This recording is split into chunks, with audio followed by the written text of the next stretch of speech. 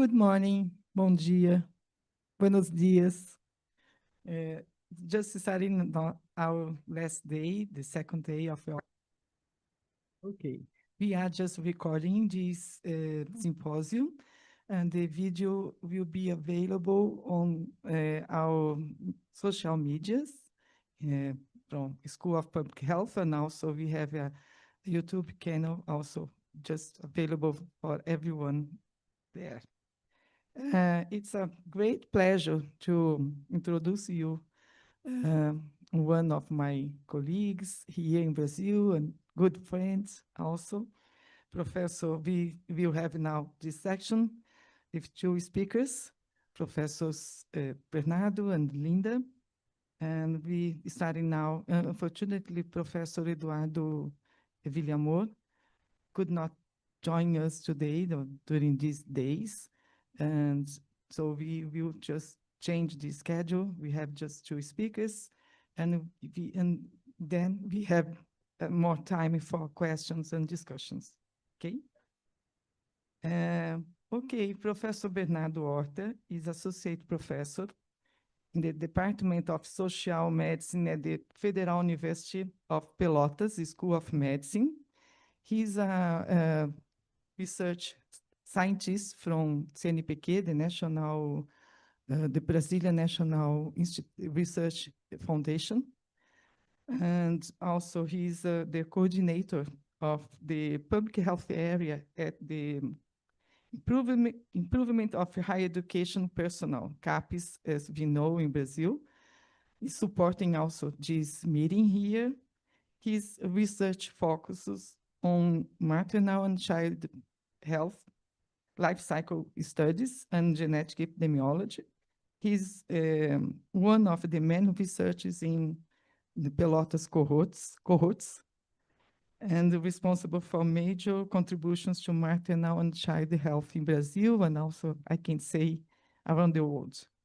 Bernardo, it's a great pleasure to have you here. Please join us for this session.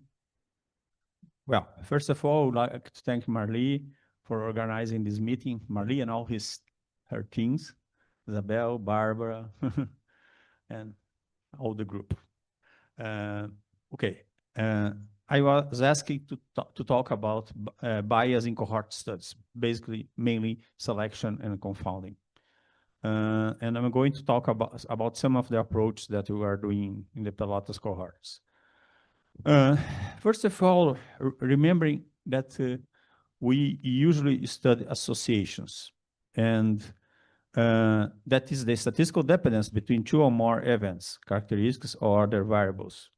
And when we study associations, sometimes we will observe data like that.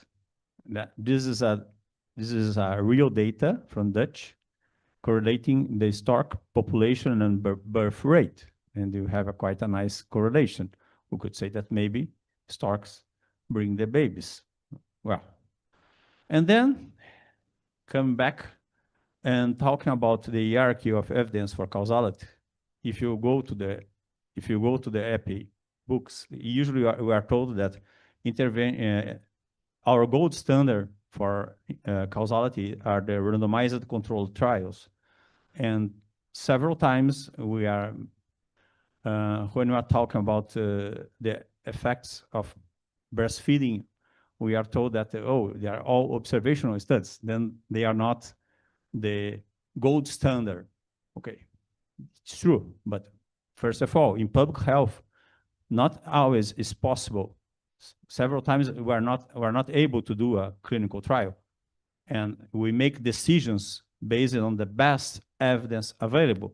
For example, tobacco smoking. We don't have a randomized RCT showing that tobacco smoking is associated with lung cancer. And if you go to life cycle epidemiology, almost our exposures, we are unable to do a randomized RCT. Of course, that sometimes we can do it. And then I bring here an example from breastfeeding and pacifier use. I study that was conducted by Dr. Kramer in Montreal. And the newborns or the mothers were assigned to receive an experimental intervention to control to try to avoid the use of pacifier, and the control group received normal orientations. And the study showed that the intervention was able to decrease the use of pacifier in the experimental group.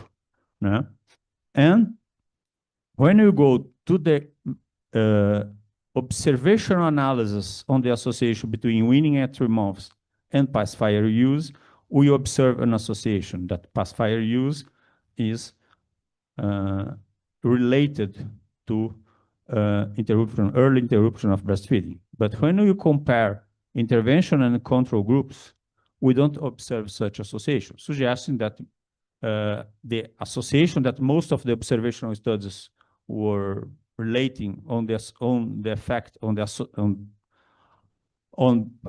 association of pacifier use and early weaning was not causal. But when you talk, for example, on nutritional status, on other intrauterine growth retardation, we cannot do this kind of approach. Then, going to the real world and to selection bias.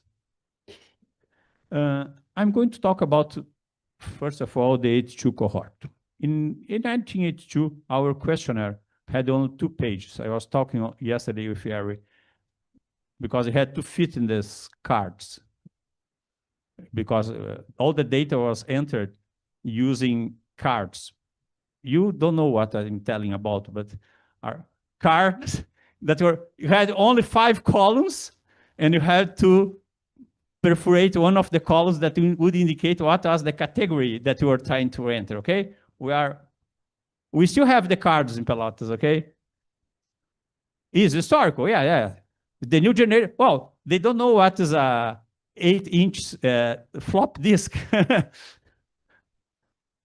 And, well, then we had to, all the questionnaires had to fit in the cards. And for this reason, we had only 2 pages, few questions, okay? Everything in categories, for example, income, or 5 categories of income, nothing in complete data. And address, at that moment, we believe, no, the information that is available at the hospital is good. And when they were going to do the follow-up in a subsample of the cohort, they tried to visit 1/3 of the cohort, and using this address obtained at the hospital at a mean age of 11 months, they lost 21% of the cohort. Of course, it would be the end of the cohort. If you 1 year you are losing. And the main reason is that the address did not exist, because some of the address were, the mother would give any address, or would say street 1, number X, or no number.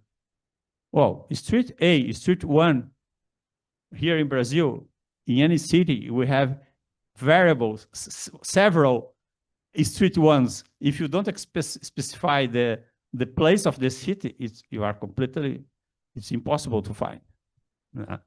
And sometimes the mothers had moved, and the study had not gathered any information on the relatives that could give information on the whereabouts of the families. Of course, that this was a mistake, and we learned from the mistakes.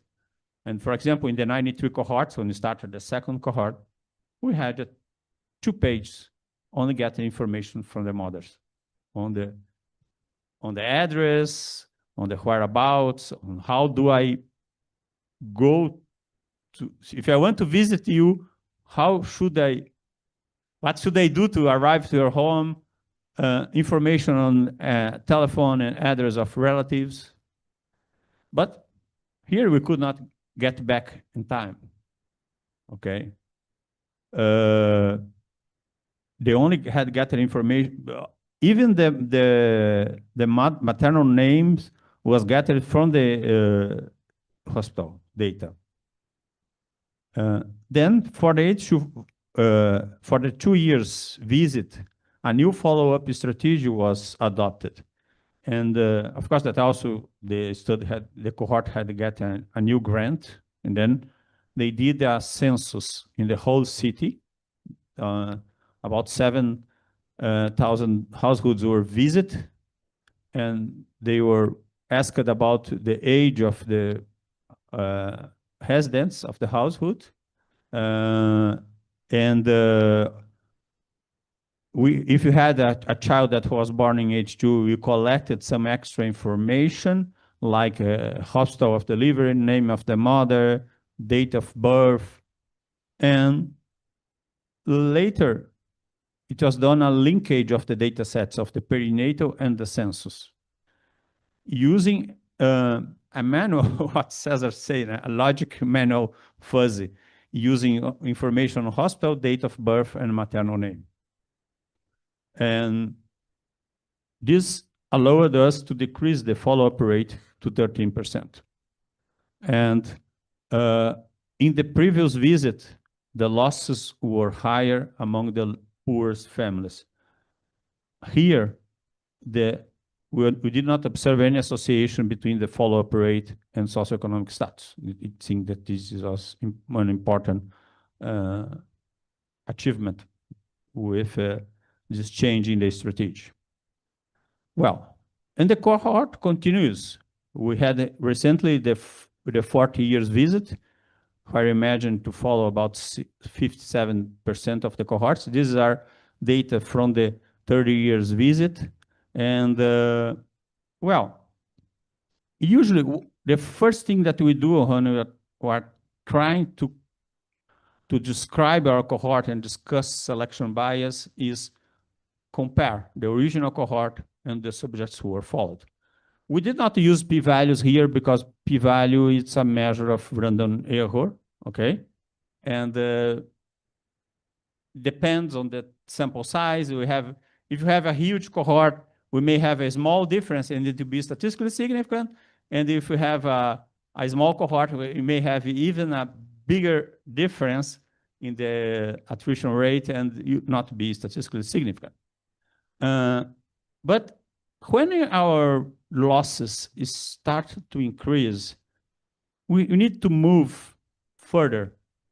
And it's not enough to discuss only say, oh, my losses are similar according to gestational age or family income, then there is no association. Because of course that selection bias, when I talk about association, we may have a difference in the follow-up rate according to exposure categories and outcome categories. And it could underestimate or overestimate our association. And then we have some approach. For example, could you use multiple imputation for mostly, of course, that when our losses are very high, we start to have problems with multi-imputation. And sometimes we cannot assume that they are completely at random. We have also sensitivity analysis, and an approach that we have been used now is the inverse probability weighting. In the inverse probability weight, our assumption is that we assume that the selection probability can be accurately estimated based on the available covariates. And we assume that the method that will be used to estimate the weights is based on selection probability that's not mis-specified. Therefore, we need to be careful about testing and specifying the model to estimate the weights. It's not a bulletproof method, okay? And these are using now our 40 years visit data where we just submitted this paper. And you use it here, you can see that we had a difference in the attrition according to some variables. And when we estimate the probability and we weight, you can see that the standardized difference are almost null. And then we could assume that we are correctly estimating the probability of selection according to these variables. And then we ran 2 models, okay? You had on the left, we have our association with the variables with the multiple morbidities, unweighted. And we also run a weighted model that was sent as supplementary table that showed that results were similar. Therefore, we would say that our associations were not due to selection bias, probably. Of course, that. Well, confounding. Confounding, we have 3 problems. Well, first of all, we need, in the planning of the study, to think about our model. Antonio Augusto is not here. We should think about your DOHaD. Okay, you should invest time, it's not spend, it's investing. Okay, we should invest time thinking about our causal model, our DOHaD. Okay, because we have, first of all, the problem of unmeasured confounding. Sometimes it's difficult to measure all factors associated with the risk factors and the outcome, or sometimes as we build a model quickly, we do not spend time thinking about, we don't include relevant variables in the model. And we have residual confounding that's due to a measured confounding, confounder measures with errors, or they were modeling incorrectly, okay? And another problem in life cycle epidemiology is adjustment for mediators. This is another issue that I want to talk about. Well, just remember, a confounder is a variable, is our variable C. It's causally associated with exposure A and our outcome zeta. Sometimes our variable C is caused by A and causes C, zeta. Well, what is it? It's not a confounder. It's a mediator. And what is the problem of adjusting for a mediator? First of all, if you are interested in the total effect of an exposure, if we adjust for a mediator, we are blocking a causal pathway. And then we are underestimating the total effect. And also, we are introducing collider bias because this path was blocked, and when we condition it, the variable, the association, sorry, we open a pathway that was blocked. And then several times we observed, I don't know how many times I submitted a paper and a reviewer said, oh, we should have adjusted for example, I'm studying the long-term effects of breastfeeding on hypertension or diabetes. Oh, you should adjust it for body mass index of the participant at the follow-up visit. No, I shouldn't. Because, why? Because it's a mediator. And one of my students in a meta-analysis that she just submitted for publication, and that she evaluated the association of maternal nutritional status during the pregnancy and offspring in mental health, she identified 12 studies that evaluated the association with attention deficit and hyperactive disorder. And 7 of these 12 studies had adjusted the estimates for offspring nutritional status at the moment of the measure of the outcome. They were clearly underestimating the magnitude of the association. And of course, that when she stratified the analysis, she showed that the pooled effect among these studies that controlled for a mediator, the association was weaker than in comparison to those studies. Well, then is something that we need to think about our models and we should try to avoid control for mediators. Okay. And another approach for confounding is the comparison of the studies with different confounding structure. For example, here is a comparison of Pelotas and Auspac cohort. Okay, we also, if you take the figure from the cohorts consortium for breastfeeding and socioeconomic status, we also have different confounding structures, right? In Cebu, I think that the poor breastfed less, if I'm not sure. But here we have, in Pelotas, no association, in the H2 cohort, no association between socioeconomic status and breastfeeding duration, or the prevalence of ever breastfed. Of course, that Pelotas ever breastfeeding is close to 100%. This is the reason why we never, our baseline comparison group is always breastfed for less than 1 month, because the never breastfed is close to 0. Okay. But you can see that in Auspac, in UK, the welfare group breastfed more. Then we have here, and then we compare in this paper, we compare the association between Auspac and Pelotas, and you observed for IQ that in Pelotas and Auspac, breastfeeding was positively associated with IQ performance at the intelligence test. Whereas for obesity, we observed a protective effect in Auspac and not in Pelotas, suggesting that maybe the association with obesity, with BMI, not obesity, sorry, could be due to some residual confounding by socioeconomic status, whereas the association with IQ probably is not due to residual confounding, because we observed similar associations in different settings with different confounding structure.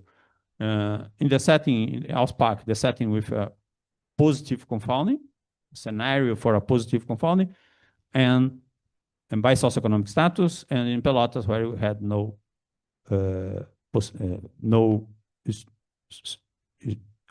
well, and another strategy is using negative control. Okay, that could be for negative control for exposure or negative control for the outcome. We use negative control as a way of testing our model, our regression model, because but again, we need to invest time to identify the negative control, because we expected the same. First of all, our negative control, we don't expect an association with the outcome or with the exposure, okay? But we expected the same confounding situation, okay? Because we want to use this model to test our model, or regression model, okay? And if our regression model is controlling for confounding, we expected to observe an association, a crude association, and when we adjusted, we expected not to observe an association in the negative confounder, okay? Because we're assuming that, we previously assumed that all the association were due to confounding. For example, in this study that we evaluated the intergenerational effect of weight gain in childhood using data from the Pelotas H2 cohort. We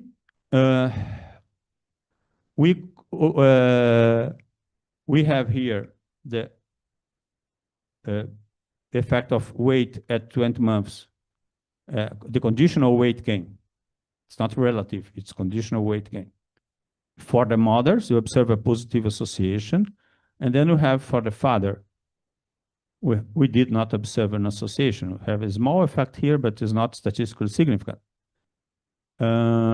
After adjusting for confounders, showing that our model was able to control for confounding by socioeconomic status, because we did not observe an association for the father, only for the mother. Another approach that's not always possible, but sometimes is possible, and you can do it, is Mendelian randomization. In the Mendelian randomization, we simulate a clinical trial. And then we have here a classic example on the C-reactive protein and cardiovascular disease, where observational studies were always reporting that CRP was associated with cardiovascular disease, and the Mendelian randomization analysis showed that there was no association. In a similar approach in Pelotas, we use the same approach for milk intake, using the SNPs associated with lactose lactose intolerance, and we showed that the genotype was not associated, the SNP was not associated with blood pressure, suggesting that probably the results that are reported in observational studies are due to residual confounding. Thanks. Thank you very much. I would say just, I forgot to say just about Alicia, but we are on time, in a good timing. Professor Alicia is sick. She just got a very strong cold, and this is why I'm just moderating this section, okay? I just forgot to mention that because she's not here today. So I would like to introduce you our next speaker, Professor Linda Adair is a professor of Department of Nutrition at Gillings School of Global Public Health at the University of North Carolina in the US. Her research focus is global nutrition problems, especially in low and middle income countries. Adair has great experience in conducting longitudinal modeling of growth-related outcomes that she will kindly share her experience today with us. Thank you, Professor Linda. Thank you so much. It's really my pleasure to be here and enjoy the amazing hospitality that has been offered to us by the team here, and getting to meet many of our colleagues who are sharing a number of study designs and giving us ways that we can really learn from one another. So I think this is a really valuable experience for us all. So one thing you may notice that I changed the title just a little bit to from effects to associations. So that relates to the fact that we are doing an observational study and we're drawing some inferences, but we're really talking about associations. So let's first start out by talking about why we look at child growth in the context of DOHaD. We typically look at growth as a kind of summary measure of the overall health and nutritional status of children. We assume that it's a proxy for many of the metabolic disturbances that underlie growth patterns. And we also know that it's very widely measured. So in many studies and surveillance systems around the world, weight and length are widely measured. And we have good reference or standard data that we can use to compare the growth of children to those growth standards, which represent what we think is idealized growth. And that allows us to identify linear growth restriction, overweight, and obesity in children. And there's also substantial evidence that links early body size, things like height, weight, and BMI, to a very wide range of adult outcomes. And I'm sure many of you are familiar with the vast literature looking at many, many different health outcomes. So understanding how growth relates to the later outcomes can inform early identification of potential problems and risk, and therefore allow us to develop some mitigation strategies. So there are a number of ways that we represent relevant growth phenotypes. Often we rely just on attained size and variables that are derived from attained size. So many studies have looked at birth weight or size for gestational age. These are widely used as proxies for under and overnutrition in the mother, although that may not always be the case. There are constitutional differences that may occur and predict size as well in the absence of growth restriction. We also can look at changes in size or body composition over time, and we have a number of definitions that are used, for example, to identify rapid growth as a risk factor for later development of cardiovascular and related non-communicable diseases. And so this is defined typically as crossing a centile in the growth charts. And then we can look at overall patterns of growth, including growth trajectories. So one of the challenges that we face is identifying ages or stages, in particular when growth matters the most. Typically, we recognize sensitive periods in our longitudinal data series as times when growth velocity is particularly high. So when kids are growing the fastest, they're most susceptible to environmental influences. But one of the challenges that we face in trying to pinpoint when those periods are is that growth measures are highly correlated over time. And often our studies measure children at ages that may not represent those sensitive periods. Ideally, we would like to have indicators that allow us to isolate the different sensitive periods, but independent from the adjacent periods, so we can really pinpoint the time that is most important.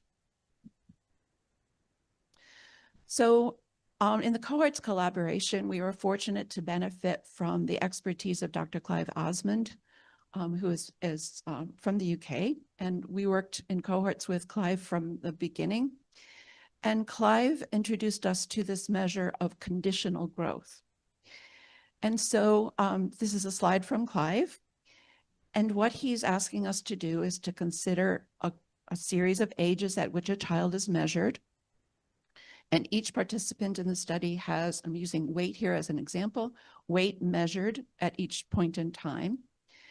And then we define the child's growth history as everything that we know now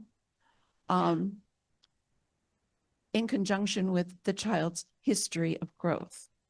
So what we do is we predict the child's current size as a function of all of their previous size. And then we take the residual of that. So we have an equation which has, for example, weight now. And on the right-hand side of that equation, we have weight at all the previous intervals. So that residual is what we're going to use and call a conditional growth measure. And this conditional growth measure is representing the amount by which the subject's weight change in an interval exceeded the prediction. So we're looking at kids who grew faster or slower based on their own prior data, but also the average growth in the population. So this prediction can be very flexible. It can be based on linear terms or nonlinear terms. It can include things like gestational age, exact age of measurement, other anthropometrics that we might want to include. We can make them sex specific. And the beauty of these conditional growth measures is that the residuals at different ages are uncorrelated. So when we're looking at a prediction model for adult outcomes, we can include them in the model together without worrying about collinearity. So this is a really valuable tool to use when we're interested in isolating periods of when growth is most strongly related to adult outcomes. So you heard a little bit yesterday from Ari about the cohorts collaboration with our birth cohorts in Guatemala, India, Philippines, South Africa, and Brazil. And here we estimated relative weight gain. And we anchored it, first of all, with birth weight and length. And the variables represent faster or slower relative weight gain given height. So these are kids whose relative weight most likely represents adipose tissue, but also lean body mass. We identified these for the critical periods that were common across all of the cohorts.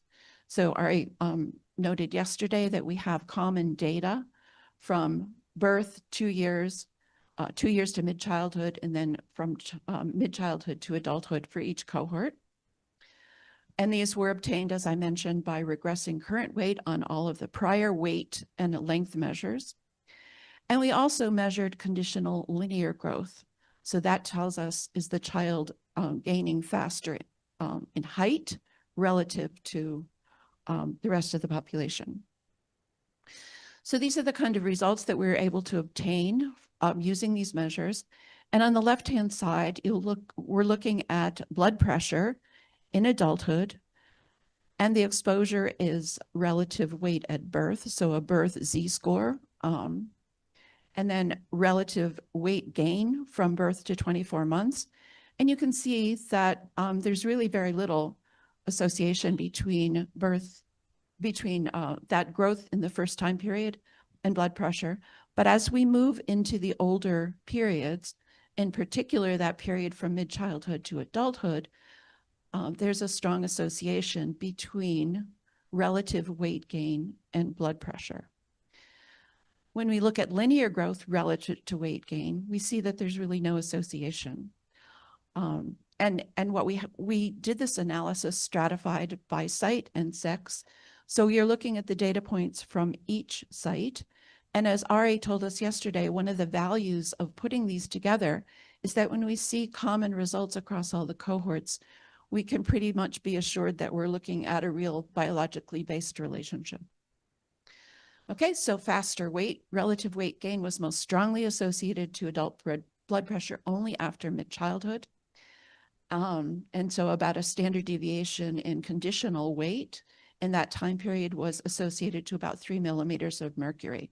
That may not sound very big, but in a population context, shifting the distribution is important. Okay, so in particular, we're looking at this time point as most important. We also looked at human capital outcomes, and here we're looking at school attainment, and we find basically no association between relative weight gain and school attainment, but a very strong association between linear growth in the first 2 years of life being associated with years of schooling. Again, association, not causal. So we're particularly interested in this coefficient here where a 1 standard deviation faster linear growth was associated with about an additional 0.6 years of schooling attained in the various cohorts. So that's the use of conditional variables, and they have been used in a lot of studies since we initially published our results in the Lancet. Another strategy is to look at growth trajectories. And we heard a number of talks yesterday about people using growth trajectories. The beauty of growth trajectories is they capture this overall pattern of growth over a time period that we prescribe, and they reflect both the starting size, which is the intercept in a growth curve, and the rate of change, or the slope. There are a number of, and what we do then is we group children according to a shared pattern of growth. And this enables us to compare both the predictors of those trajectories and also use the trajectories as exposure variables to look at later outcomes. You see an illustration on the right from the Cebu Longitudinal Health and Nutrition Survey showing you BMI trajectories in infancy. And you can see that the groups of children are really quite different. There are a number of statistical challenges in creating growth trajectories. You first of all need at least 3 data points to be able to do this. And you also have to specify a functional form. And ideally, we would like a functional form which is allowed to be different for each of the groups. We don't want a shared functional form for all of the groups, because as you can see with this BMI example, the shape of the curves is different across the groups. So we want to be able to capture that. And fitting a functional form to something like the BMI curve is particularly difficult. As you can see the shape of that curve, BMI raises rapidly, it reaches a peak, and then it levels off. So there are several different methods that people have used to create growth trajectories. One of them, latent class growth analysis modeling, identifies classes who share similar growth patterns. But this method assumes no variability in the intercepts and slopes amongst the individuals in the classes.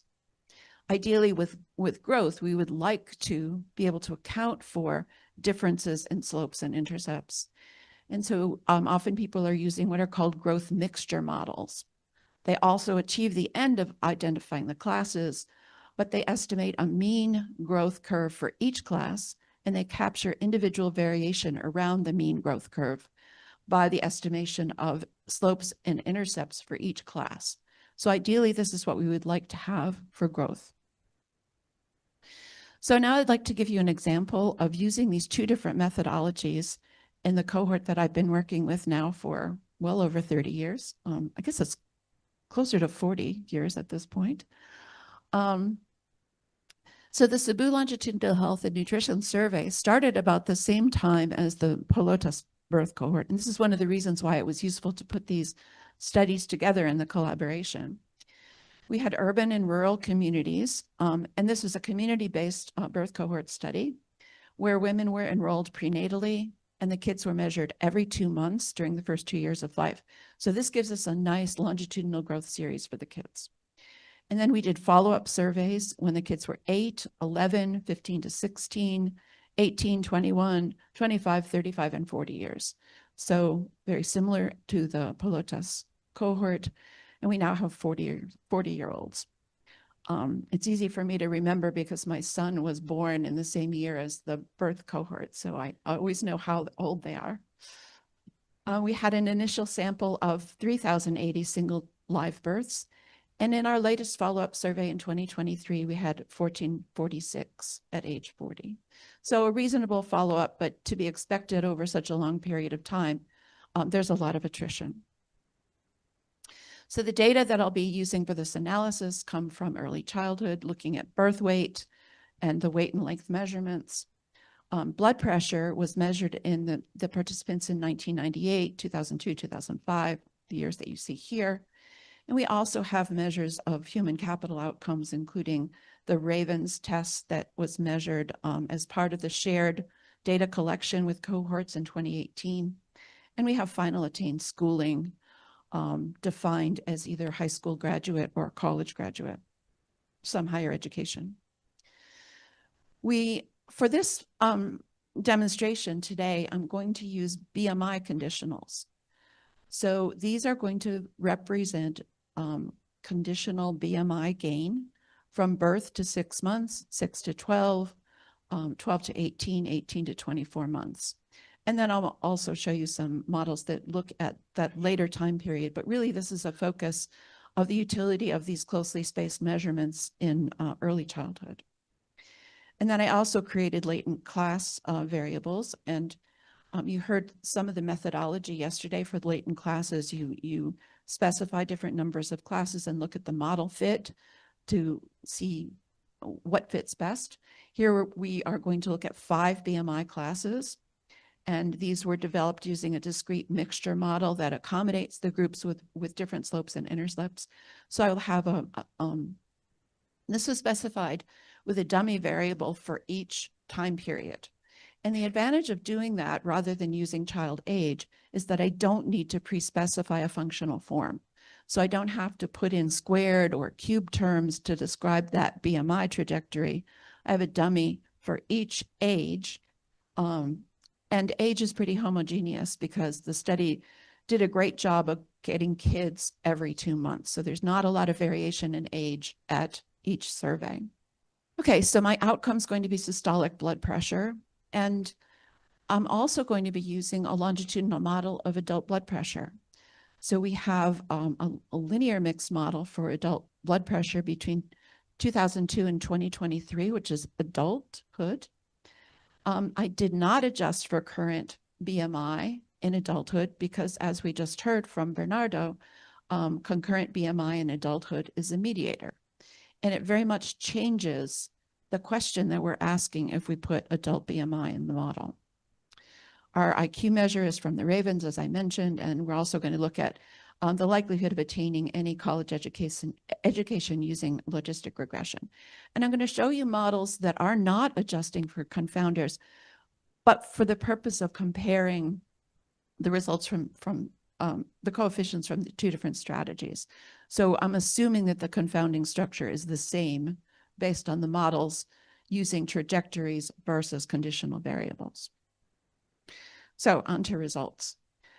So here what we're looking at is, first of all, the conditionals. So the graph on the left shows you the mean BMI by thirds of the distribution of the BMI conditional variables. And so you can see that they're picking up this pattern of changing BMI over time, and a high level of the conditional BMI variable is showing a higher increase in BMI over time. And so on the right-hand side, you'll see models stratified by sex. And one of the things we also observed in cohorts is really quite different associations in males and females. So typically, whenever you're doing a growth analysis, it's important to stratify. The top variables that are kind of grayed out just show you the ages and see that there's a dramatic progression of blood pressure between age 18 and 40.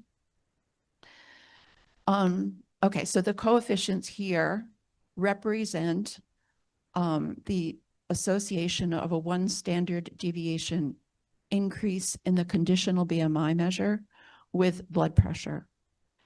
So you can see that in the females, the only conditional growth measure that was associated with blood pressure in the first 2 years of life is rapid BMI gain in the period from 18 to 24 months. And interestingly, this has a negative coefficient. However, when we look at what's going on in the 2 to 8-year-old and 8 to 11-year-old period, we see larger significant positive associations. And this is consistent with the fact that more rapid growth during this time period is really associated with increased BMI in adulthood, which is in turn associated with higher blood pressure.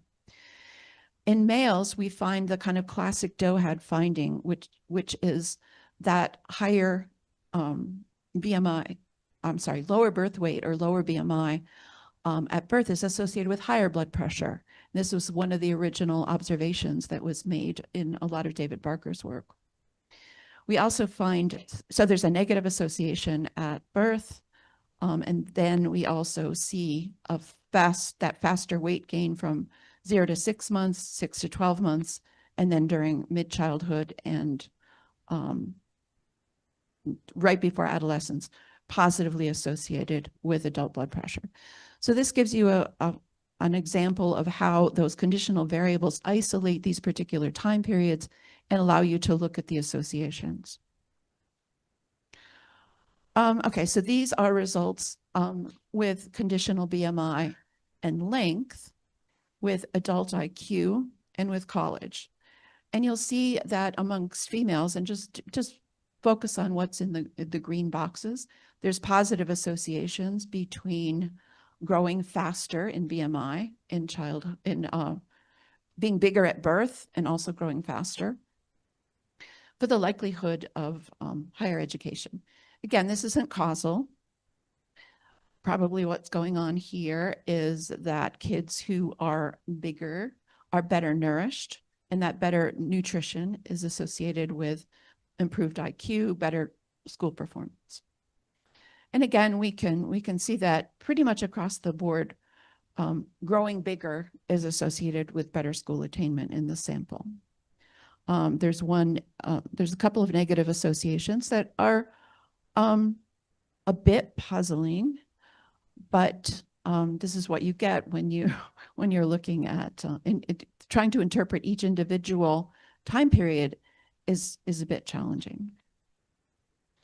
So if we just look at what's going on with length, faster linear growth, and what you're looking at in the two columns are length versus BMI. And you can see by and large that the length conditionals are much more highly predictive.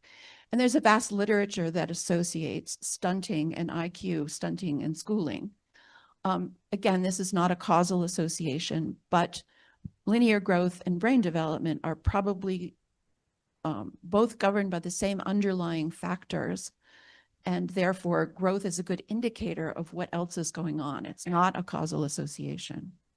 So most of these associations with conditional variables are with length rather than BMI. Okay, so moving on to trajectories. As I mentioned, there were 5 trajectories. In males, you can see on the bottom, the group frequency of the trajectories. The most common one is group 3, which is the green trajectory in the middle, which is not surprising. And you can see that the trajectories are differentiated primarily by the rate of growth in the first 6 months. So we see that the slopes are quite different across the trajectory groups, and the trajectory analysis is really picking up that early variability in growth. But the lines are pretty much parallel. We don't see any crossover in the males. And this often happens with trajectory analysis, where you get basically patterns of small, medium, and large. Not a lot of crossover, depending on the outcome and exposure that you're looking at. So on the right-hand side is the systolic blood pressure. And in this model, we're looking at blood pressure over time, and you can see that it increases quite dramatically over time. And these are the predicted blood pressure values for each one of the trajectory groups. So you can follow the color coding, and you can see that the group that ended up with the highest blood pressure is group 1. And interestingly, if you go over to the left, group 1 had the lowest BMI trajectory in childhood. In females, we do see one crossover, and that's in trajectory group that's in yellow, group 4. This is a group that only had about 8% of the sample. So they had a slower early BMI increase, and then had greater weight gain relative to linear growth in the second 6 months of life. So there we did get a crossover trajectory and see some variability. So I might predict that the purple trajectory would be most strongly associated with blood pressure, faster BMI gain, larger BMI in adulthood. And indeed it is, but the confidence intervals are overlapping. But you can see the general pattern of increase in blood pressure over time and some differences in the blood pressure evolution according to those trajectory groups. So why are those trajectory groups associated with adult blood pressure? If you look at the later development of BMI in the groups, same color coding, now we're looking at all the way up to age 40, and you'll see that that purple group that had a higher BMI gain in childhood had a higher BMI throughout adulthood, and they're really quite substantially higher. Look at their mean BMIs as adults, it's 30. So these are the males. And the prevalence of overweight or obesity, BMI greater than 25, with elevated blood pressure. I'm sorry, the prevalence of obesity and of elevated blood pressure is shown in the bars. And you can see that the highest adult blood pressures are in trajectory group 1. And these are the kids that were thinner as children, but as adults, they have higher BMI. And again, this is the classic DOHaD finding of early childhood undernutrition followed by rapid weight gain in the middle childhood to adult years. So the point here is that the trajectory groups are useful in predicting the long-term outcomes, and that we see the associations both with adult BMI and adult blood pressure. How are the trajectory groups and the conditional variables related to one another? Well, this graph shows you the mean values for BMI by trajectory group. And it's really interesting to note that most of the differences, as I mentioned before, are occurring in that first 6 months. So the trajectories are picking up the early, faster linear growth in that period after birth to a greater extent. And then you see more kind of parallel between the two methodologies. Okay, so with respect to the key messages of all of this work, conditional BMI and trajectory groups are not highly predictive of adult human capital outcomes. Conditional length is highly related to adult IQ and schooling, especially in the time period from 6 to 12 months. And as I mentioned before, this likely reflects shared underlying factors that relate to both linear growth and brain development, things like micronutrient deficiencies, for example. What's interesting is that in this sample, I looked for length trajectories and couldn't find any. And that, I think, reflects the fact that this is a population with a high level of stunting, and the kids are all on the kind of same downward trajectory in length, with a lot of linear growth retardation following a period of exclusive breastfeeding.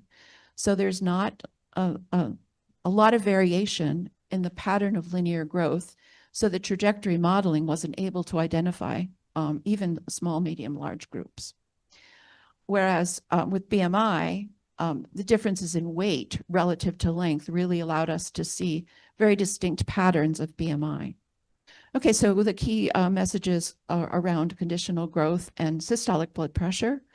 The conditional growth indicators are useful for identifying specific periods when faster or slower growth has implications. For systolic blood pressure, the associations do differ by time period and by sex. Males were more likely to show the classic DOHaD finding of an inverse association between blood pressure and BMI at birth.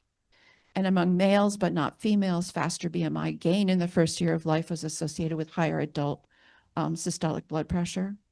And the coefficients on conditional BMI generally increase with age, showing that BMI gain in childhood is more strongly predictive of adult blood pressure than BMI gain in infancy.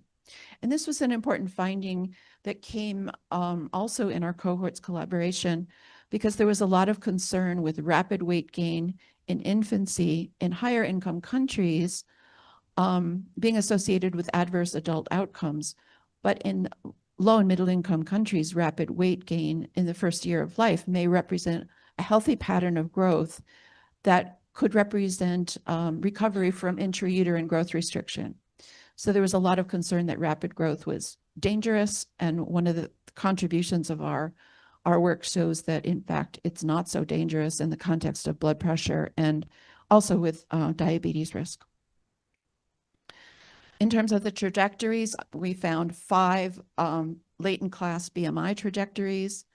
They represent different but mostly parallel patterns of BMI change, and those trajectories largely reflect early postnatal growth with pretty strong tracking thereafter.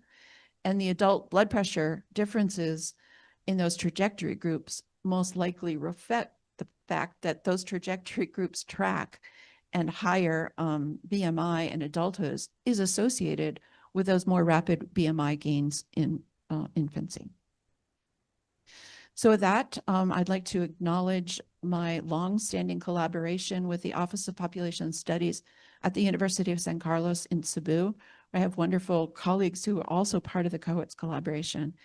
And like many studies that go on for 40 years, we've had lots of different funders over the years, including the NIH, the Wellcome Trust, the Thrasher Research Foundation, Bill and Melinda Gates, Asian Development Bank, Mellon, and USAID. So thank you very much for your attention. Thank you very much, Professor Adai, just for the excellent talk this morning. I would ask you, just both you, Bernardo and Linda, to stay here for questions. Well, we have half an hour for discussion and questions. We have a good time now for those about these 2 excellent talks, and just thinking much more than just associations. So be free for questions, comments, please. And we can help you if you want to just ask some point or question in Portuguese if we're gonna try help you. Please. Good morning, Matt Gilman, USNIH. Sorry, I can't ask the questions in Portuguese, but I'll try English Yeah. if that's okay. I have questions for both of you. Bernardo, let me start with you. So you gave a really nice example of how if you're looking at diet and ADHD and you're focusing on maternal diet, you control for child diet, it's probably a mediator. But the question I have is always, what if you want to know whether maternal diet or child diet is the bigger predictor of the outcome? Then what do you do? Because we often have that question. We want to know, is there a critical period during pregnancy, or is there something about childhood behavior which predicts an outcome? And I know of only two ways to do that, and both of them don't really please me. So maybe you have a better answer. But one is, if we actually know the mechanism of the prenatal effect, you know, whether it's placental epigenetics or something else, then we can say, aha, at least there's something here. The only other way I know is to stratify, you know, maternal and child behavior, but that's usually not very satisfying. So what suggestions do you have for that? And Linda, you can also chime in. Well, this is a excellent question. In some situations, like use this example that you brought, if I'm interested in evaluating whether what's important is the fact is the maternal nutrition or the child diet, we could, in this situation, we would adjust it for both and observe what happened. Oh, when I control for example, is in some case, or stratify is another option. I know that some people don't like, but it's an alternative. It's similar, let's say, when we are looking at the effect of physical activity, for example, in cardiovascular disease, blood pressure. Physical activity is associated with another health behaviors. And when I'm looking at the effect of physical activity association, I'm looking at, and I'm interested to know whether or not it's physical activity that's important. I should also adjust it for others' health behaviors, right? I would say that in this, if I'm looking at the problem is the question that I'm posing. If I'm looking, I want to see the impact of maternal nutrition, only maternal nutrition, I should not adjust it for child nutrition. That's the question, I would say. So also you could run a path model where you look. Yeah. Yeah, so you would look at how maternal behaviors are affecting the child and the child in turn. So you could use a classic model that parses out the direct maternal effect on the outcome and the effect that may be operating through the shared behavior with the child. Or you could predict the child from the mom, and again, use some sort of residual to make them uncorrelated so that you could quantify the separate effects. But if you thought that the pathway was from mom to child, I think the most straightforward thing would be to develop a structural model and estimate that. And have you seen people do that effectively in the DOHaD literature? Looking at the pathways? Yeah. Well, we did it with predicting gestational age in a kind of structural model, gestational age and birth weight, and looking at some of the effects of maternal nutrition in pregnancy that operate through birth weight and others that operate independent of birth weight. Yeah, another point that Linda is bringing, if you believe that the maternal nutrition causes child and then causes, you could also use another, for example, G computation to decompose the the direct effect and the indirect effect.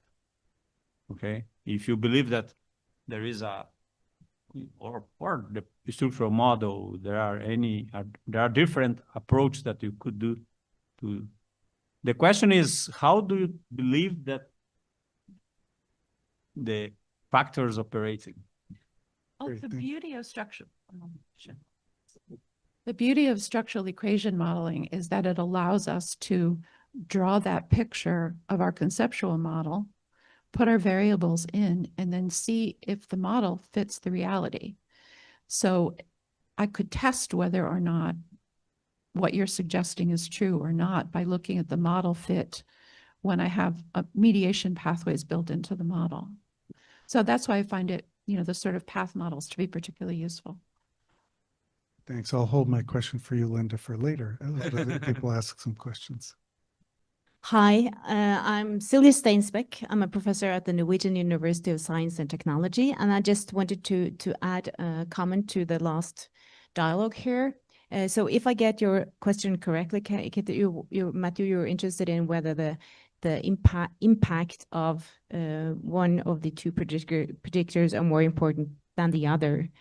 So I don't know if this answers your question, but what we often do, and I also love the beauty of SEM models, is that if we use the Totara-Bentley cheat square test to compare a model where these paths are freely estimated to a model where they are constrained to be equal, and consider whether the model fit significantly changes, because that tells us whether there are significant differences in the size of the estimates, at least. So we do that to test age and gender differences typically, yeah. Or whether, yeah, so typically whether a predictor is more important one age than the other, for example.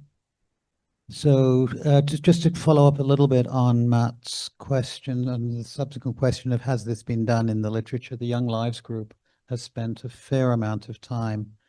I was involved in a little bit of that work, looking how the conditional approach unpacks to give the same answer as an SEM path model for kind of repeated measures of the same variable. What Matt is talking about are measures that are not quite the same. There's mom's diet and there's kid's diet, right?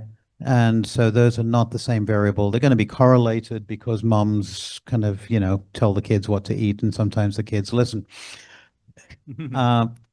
But there are different variables. So in there, kind of one wouldn't be looking necessarily at a residuals for the purposes of decomposing the error, but an SEM path model would have the same effect of zeroing out the correlation between the two of them and telling you what that residual pathway was. So I don't specifically like the question of which one is stronger, because there are so many other things that determine strength of an association. One is the distance in time between the exposure and the outcome, so time attenuates most things. The other is measurement error. And moms know more about what they eat than what their children eat. So the measurement error is just confounded when you get reports of child diet, because it's confounded by kind of, what did the child eat in daycare? Well, the mom has no idea. Thank you. I have a question for Linda, two questions actually for Linda. Firstly, just out of curiosity, why do you choose systolic blood pressure? Because in terms of disease risk, I'm more interested in diastolic in young people or mean arterial pressure. And secondly, there's a huge controversy about the use of BMI in infants. I mean, I've been involved with that. I don't understand the answer. I just really like to know what you think about the value of BMI in very young children. Thank you. So BMI in very young children may misclassify children with more lean mass relative to fat mass. So it is a problem. These models can be run with relative weight. Or adiposity, in fact. Or adiposity, if you have those measures, but we didn't have skin folds or any other measures of body composition. So yes, I'm falling into the trap of using BMI because we don't have a better measure of BMI. In terms of systolic blood pressure, it's one of the most commonly studied outcomes in all of the DOHaD literature. And so I chose it primarily because there must be 100 papers on systolic blood pressure in the DOHaD world. I'd be happy to rerun all of these with diastolic. It would have, I did run some of them with diastolic. By and large, you get similar results with looking at Mechanistically, diastolic. that it's very different because systolic blood pressure tends to be a measure of stiffness of the vasculature, whereas diastolic is a measure of resistance and contractility, but then therefore the different clinical outcomes associated. But yeah, I mean, it would be very, in my mind, I think, very interested to look at Yes. diastolic blood pressure. Right. No, I mean, I was doing this more from a methodological perspective to show you the different approaches rather than really focusing on whether it's an optimal outcome or not. Thank you. Just So- curiosity. Thank you. Yeah, no, it was perhaps chalk it up to laziness on my part to choose an outcome that's very common. And one which, frankly, when we got the age 40 data was quite alarming at the increases that we saw from even over a 5-year period. That it's Particularly gone up in early stroke, dramatically. it's very important. Yeah. Good morning. Thank you for the talks, Bernardo and Linda. I'm Bárbara Lourenço from the School of Public Health here at the University of São Paulo. I would like to ask Linda about the possibility of modeling these growth curves with BMI Z-score instead of course, for children. What do you think about this and the different interpretation as well? Well, because the BMI Z-scores are so highly correlated with BMI, when you put them into either the trajectory models or the conditionals, you get almost exactly the same groups or, the same conditional variables. So actually, when Clive ran all of the conditionals for cohorts, all of the variables were first transformed into Z-scores. Fitting a functional form is a little bit different. And the reason why I think I didn't see a difference between the BMI and the BMI and Z-score conditionals is because I was using dummy variables for time rather than trying to fit a complex function for BMI. Whereas, if a kid's growing on track with the WHO reference, their BMI Z-score is going to be 0. So you don't have to worry about the functional form. So there can be an advantage of using the Z-score if you're worried about making sure that you have good fit to the pattern of growth that you see over time. But I ran it both ways and got almost the same answer. Yeah. One point that also Clive used Z-scores was because the kids were not evaluated at the same age. And then, of course, that in Pelotas, it ranged from something like 18 months to 30 months in the same follow-up visit. Then it makes a huge difference. Yeah.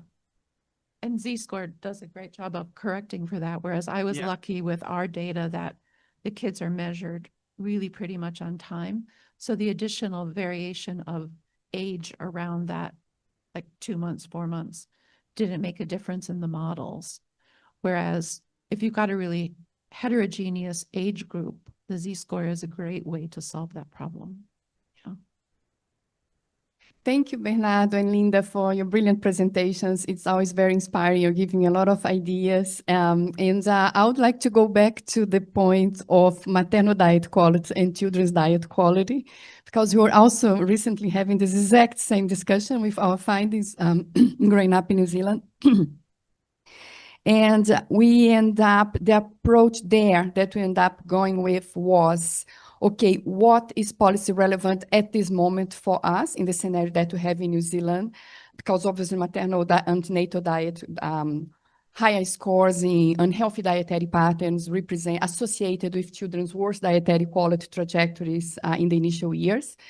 And we end up going with the approach of including maternal dietary quality antenatally, amongst other socio-demographic factors in healthy behaviors, because we're trying to push towards, we need to do something here before the children are born, which can be to do with maybe it's some epigenetic aspect involved on that. Maybe it's to do with mom's lifestyle and how that reflects in children's lifestyle, or the foods that are available in the initial years at households and things like that. But it was a really hard decision as well, hard decision to make, but I would like to contribute to that. And just a very, for Bernardo, if you have a rule of thumb, it's not, that wasn't your main point, the main point of your presentation, but I was just curious when you mentioned about multiple imputation for missing data, if what would be the percentage that would be acceptable to run multiple imputation, or that's too high, and that, yeah, just if you have a rule of thumb, that would be amazing. No, I don't have. We usually, what happens is, we don't use a lot of multiple imputations, okay? Because we sometimes it's difficult to assume the missing at random, and also we introduce more noise in the analysis. Okay, we don't have usually use it multiple imputation in pelots at least. Okay. Thanks for letting me ask another question, Linda. When you were showing the Cebu results and comparing the trajectory analysis with the conditional growth analysis, what I took from that, and maybe I'm wrong, is that in the trajectory analysis, it was the early infancy growth that predicted the blood pressure later best. Whereas in the conditional growth model, it was the mid-childhood growth and later that predicted the adult blood pressure best. Is that correct? And if so, then which one do we choose when we're thinking about when to intervene? What's the sensitive period? Well, I think what the trajectories are a summary over that entire 2-year period from birth to age 2. What differentiates them is the early growth, but then the kids are tracking. And so I think the reason why the overall trajectories matter is because of that tracking into adulthood. So that obviously the people with the highest BMIs in adulthood have the highest systolic blood pressure. So it's that time period that's differentiating the groups, but I think that's a different question because the groups represent the full trajectory, which also includes everything that's going on after the first 6 months, and they stay different sizes. I think the conditional variables do a better job of saying what period, independent of the other time periods, matter. The trajectory is the overall pattern for the entire 2 years. So even though the difference in the trajectories is mostly in infancy, and the trajectories themselves predict later systolic blood pressure, it's not those periods in infancy which are the critical periods. Am I getting that correct? I mean, I think that is the correct interpretation.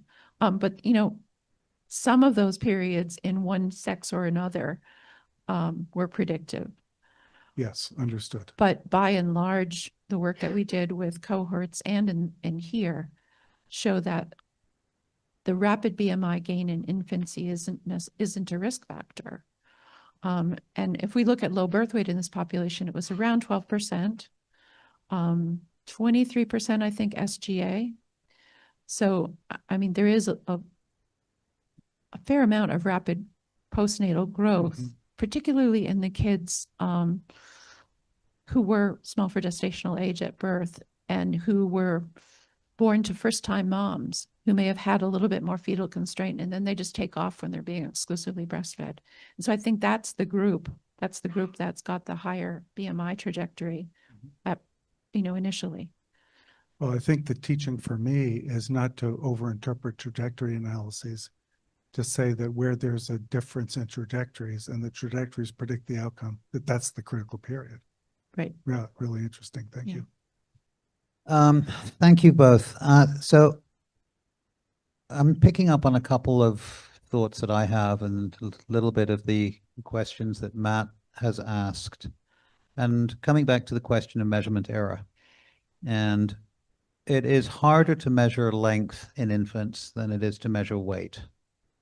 And length changes less in infancy.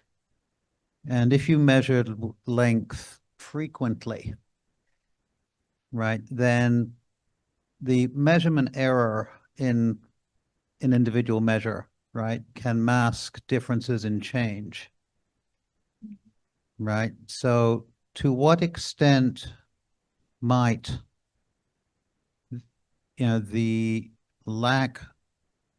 inaccuracies in the measurement of the length be leading to the inability to identify differential patterns of growth, of linear growth in your cohort?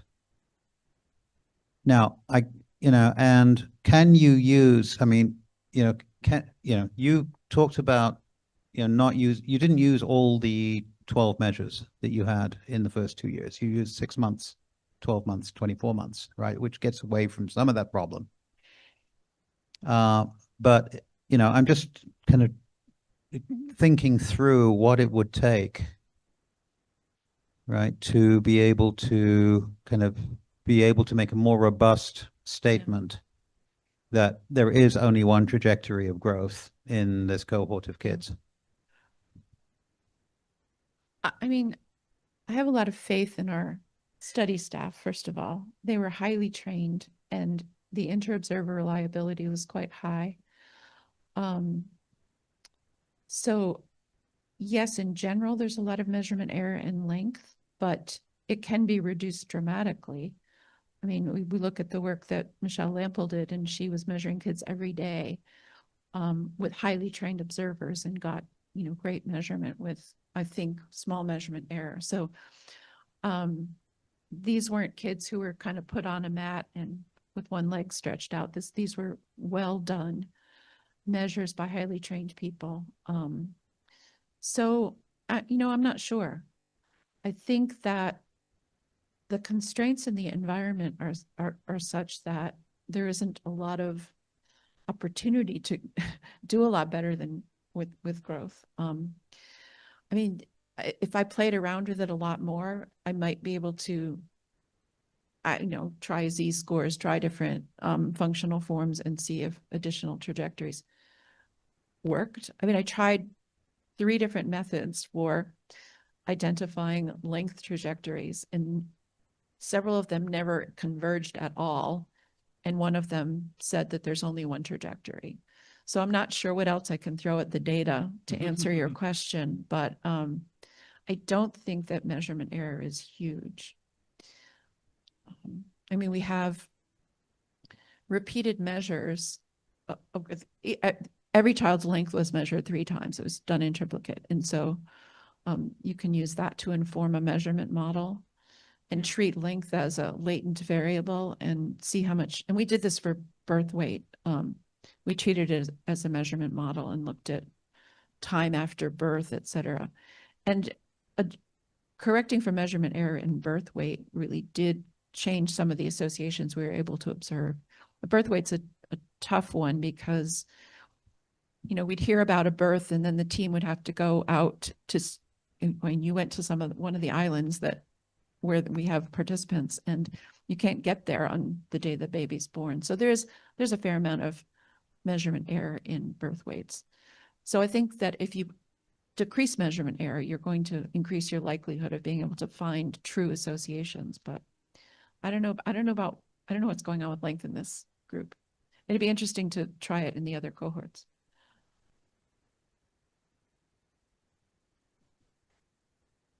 This is very interesting. Thank you very much. I'm just thinking about birth weight and your different cohorts. Did you think about looking at birth weight centiles in the different populations? Because they can remove some of the error, because obviously the population birth weight distribution is going to be different in each cohort.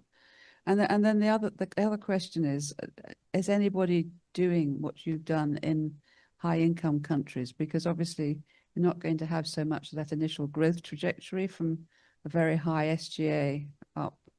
And would you expect using the conditioned equation modeling to reveal the same vulnerable periods in a high income country? Has anybody done that? Because I mean, from my point of view, looking at obese women in United Kingdom, it's maybe very different.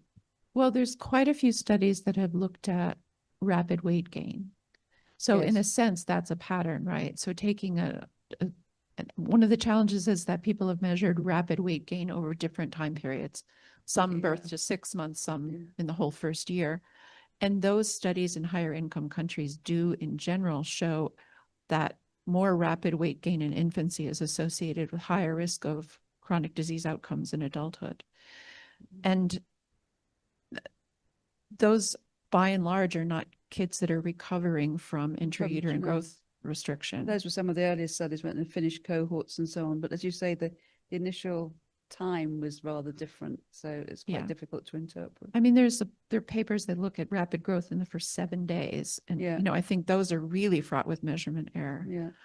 But yeah, there are differences in high and low income countries. And that's what motivated Cesar Victora to put together the cohorts collaboration initially, is to show that the risk profiles do vary according to the history of the child.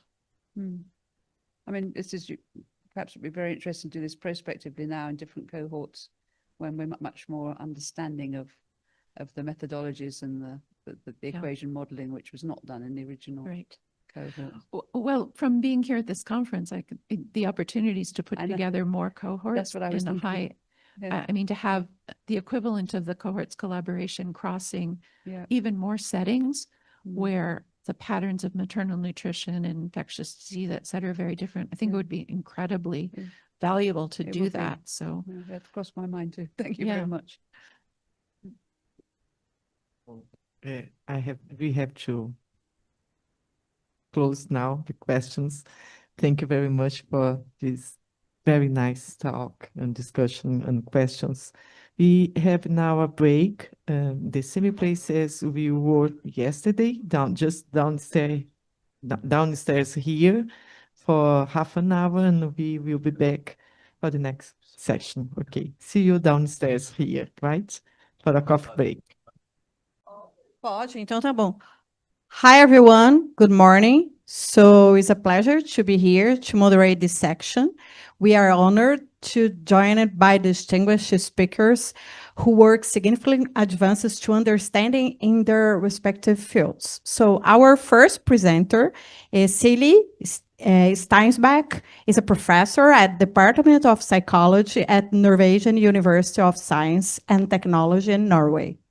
She's a co-PI of the Trondheim Early Security Study, TESS, a large longitudinal project following more than 1,000 children and their families since 2007. Her research focused on health behaviors such as eating, physical activity, and sleep, as well as issues related to overweight, social media use, and mental health. She also leads major projects funded by Research Council of Norway on development of health behaviors and the impact of social media on youth. Okay, so welcome.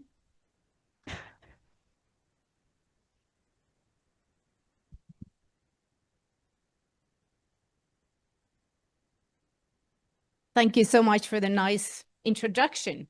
And thank you for inviting me. I'm so happy to be here. And the reason why is that I met Molly in Berkeley in 2022, where we both spent our sabbaticals. We had a coffee and we really connected. We emailed, and then Isabel, her PhD student, came to stay with me in Norway. And now I'm here. So this is to inspire the amazing young people who are here. Reach out to people, be open, and suddenly you're on the other side of the world to meet more people. So take the opportunity. So since I am from a very small country, which would probably not even be evident on one of the maps presented yesterday, it's actually our total population is less than half of the population of São Paulo. So can you imagine? So I live in Trondheim, which is the third biggest city in Norway, and it has approximately 200,000 inhabitants. So we're small, but we're good, I would say. And here's my apartment. Feel free to visit me anytime. It's a beautiful, next to the river in the old part of the city. And we have a lot of students, approximately 30,000 students. So this is little Norway. The Trondheim Secure study is embedded within the Department of Psychology at the Norwegian University of Science and Technology. And on the left-hand side here is Lars. This is a young version of him. He turns 70 next year. He is my excellent mentor. He was my PhD supervisor back in the days, and we have collaborated for more than 20 years. We are extremely different, and we love each other, and we have had no problems collaborating in all these years. I owe him everything. Our group contains approximately 25 people. The numbers varies, of course, depending on how many PhD students and postdocs we have. And Lars was the one who initiated the TESS cohort back then. So the first data collection started in 2007. And the reason it was set up was that time, and probably still, there was a lack of research on the prevalence of mental health disorders in young people, in young children. And there was a lack of studies applying proper, valid tools, such as clinical interviews. Most studies use self-report or parent report. And most existing studies did not account for the huge number of factors that do affect children's development and health. So kind of the breadth and the depth of measures were the main motivating factors. So we kind of stand on 3 feet. We focus on development of mental health, symptoms and disorders, psychosocial development, and health behavior. These are kind of the 3 feet of the TESS study. So it's about tracking development, be it stability and growth, predictors of these different outcomes, and what they lead to. So we published this cohort profile back in 2018, describing the study if you're interested. So all children born in Trondheim in 2003 and 2004 were invited to participate in the study. Their parents received an invitation letter by mail, and they brought this when they came to the mandatory health checkup at age 4. So, and indicating that it's mandatory, I think it's 98% of Norwegian children attend that. They were informed about the study and gave consent. And among those who consented, we draw a sample of 1,250 participants. And we oversampled for mental health because that was the original main aim of the study, which is adjusted for in the analysis, of course. So every second year, ever since, we have collected data from these participants. So age 4, 6, 8 onwards. And the last round of data was finished last week, actually. And we still now have 773 people attending. So it's relatively low dropout, you would say. So yet again, just to make sure that we have every second year, and so the 10th wave of data collection starts in a month or so. And we hope to follow this cohort until their 30s, but it all depends on the funding, as always. So we use a huge range of measures, as you can see here, like objective measures of physical activity, body composition, weight, height, both for children and parents, a huge range of questionnaires, eating, feeding, activities, and now sexuality, relationship qualities, social skills, kind of all aspects of child and adolescent psychosocial development. In terms of mental health, we use semi-structured clinical interviews, and we also use interviews to capture social media use, relationships, internet gaming, etc. And we have a multi-informant approach. So we collect data from the participant, from the parents, and the teachers. up until age 18, not from at age 20 and forward.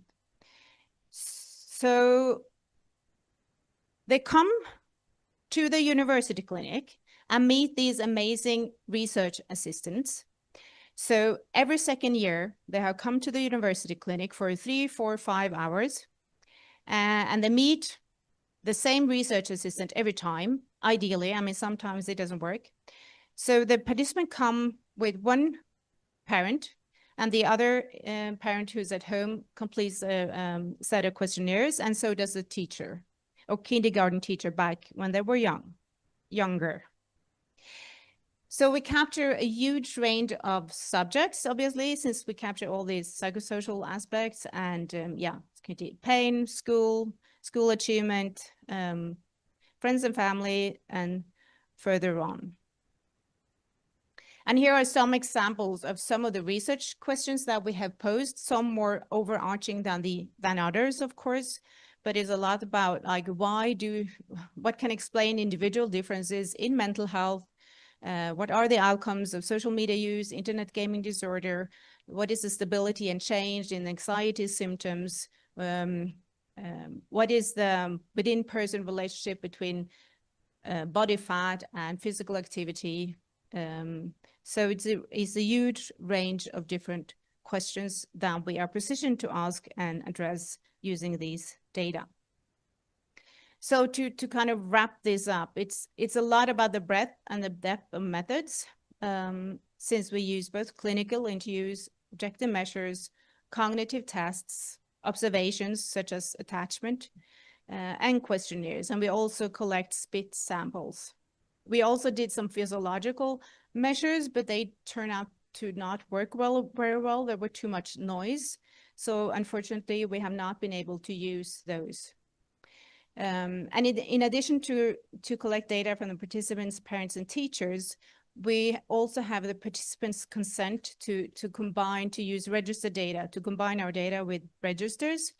And that covers, I think it's 7 or 8 different registers. So criminal records, medical records, birth weight,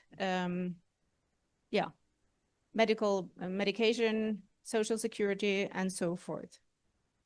And in terms of statistical approaches, we of course use a range of methods, but the recent years we have mainly applied within-person methods, such as random intercept cross-like panel modeling, which has the advantage of separating within and between person effects and also account for time invariant confounding. So aspects of the confounder that is not changing. And it's a lot about growth, stability, and change, of course. And we don't adjust for mediation, but because we're truly interested in mediation whenever we can examine that. And a lot of our studies examine age and sex differences, of course, because the phenomenon of study often might differ according to age and sex. We have so far around 100 peer-reviewed studies. And in some of the recent ones, we have examined, such as early predictors of avoidant personality traits, the relationship between ADHD and anxiety, the within-person relation between physical, like objectively measured physical activity, and depressive symptoms. And there is yet much more to come. In terms of health behaviors, we have published, these are some examples of studies of sleep activity, eating behavior, and weight and body composition that we have conducted. And now to the main focus of this talk, the methodological challenges. Obviously, in a longitudinal study like this, dropout is a big challenge. And I would say that we have been running successfully throughout all these years. We celebrate 20 years next year. And the selective attrition is limited. There seem to be a slightly higher percentage of boys dropping out, but overall, it's limited selective attrition. And please note that this is not evidence I'm showing you. These are thoughts, reflections that we have done to me and the group and the research assistants, and based on feedback from the participants too, of course.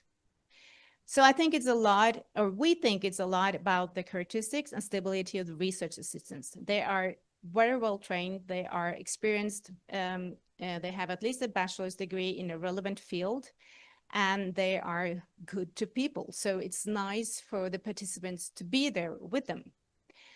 And for most participants, it's a positive experience attending the assessments. They meet the same person, which foster alliance and trust. Being with someone 3-4 hours who are truly interested in your life as a parent, as an adolescent, and it's dedicated parent-child time, at least when, in their earliest years until they became adolescents, which I think was rewarding, maybe perhaps to the parents. It becomes part of their shared history. Keep in mind that these were 4 years when they started, and they're now 22, and they have been there every second year. It even happens that we receive some emails like, am I not supposed to be at the clinic soon? Like, how long is it until I'll be there for the next assessment? And it's an opportunity for reflection about their parenting, how they're doing in lives. And as parents, we love speaking about our children. So it's rewarding. And I think a lot of them have become loyal to the project as well. It's a sort of commitment, I would say.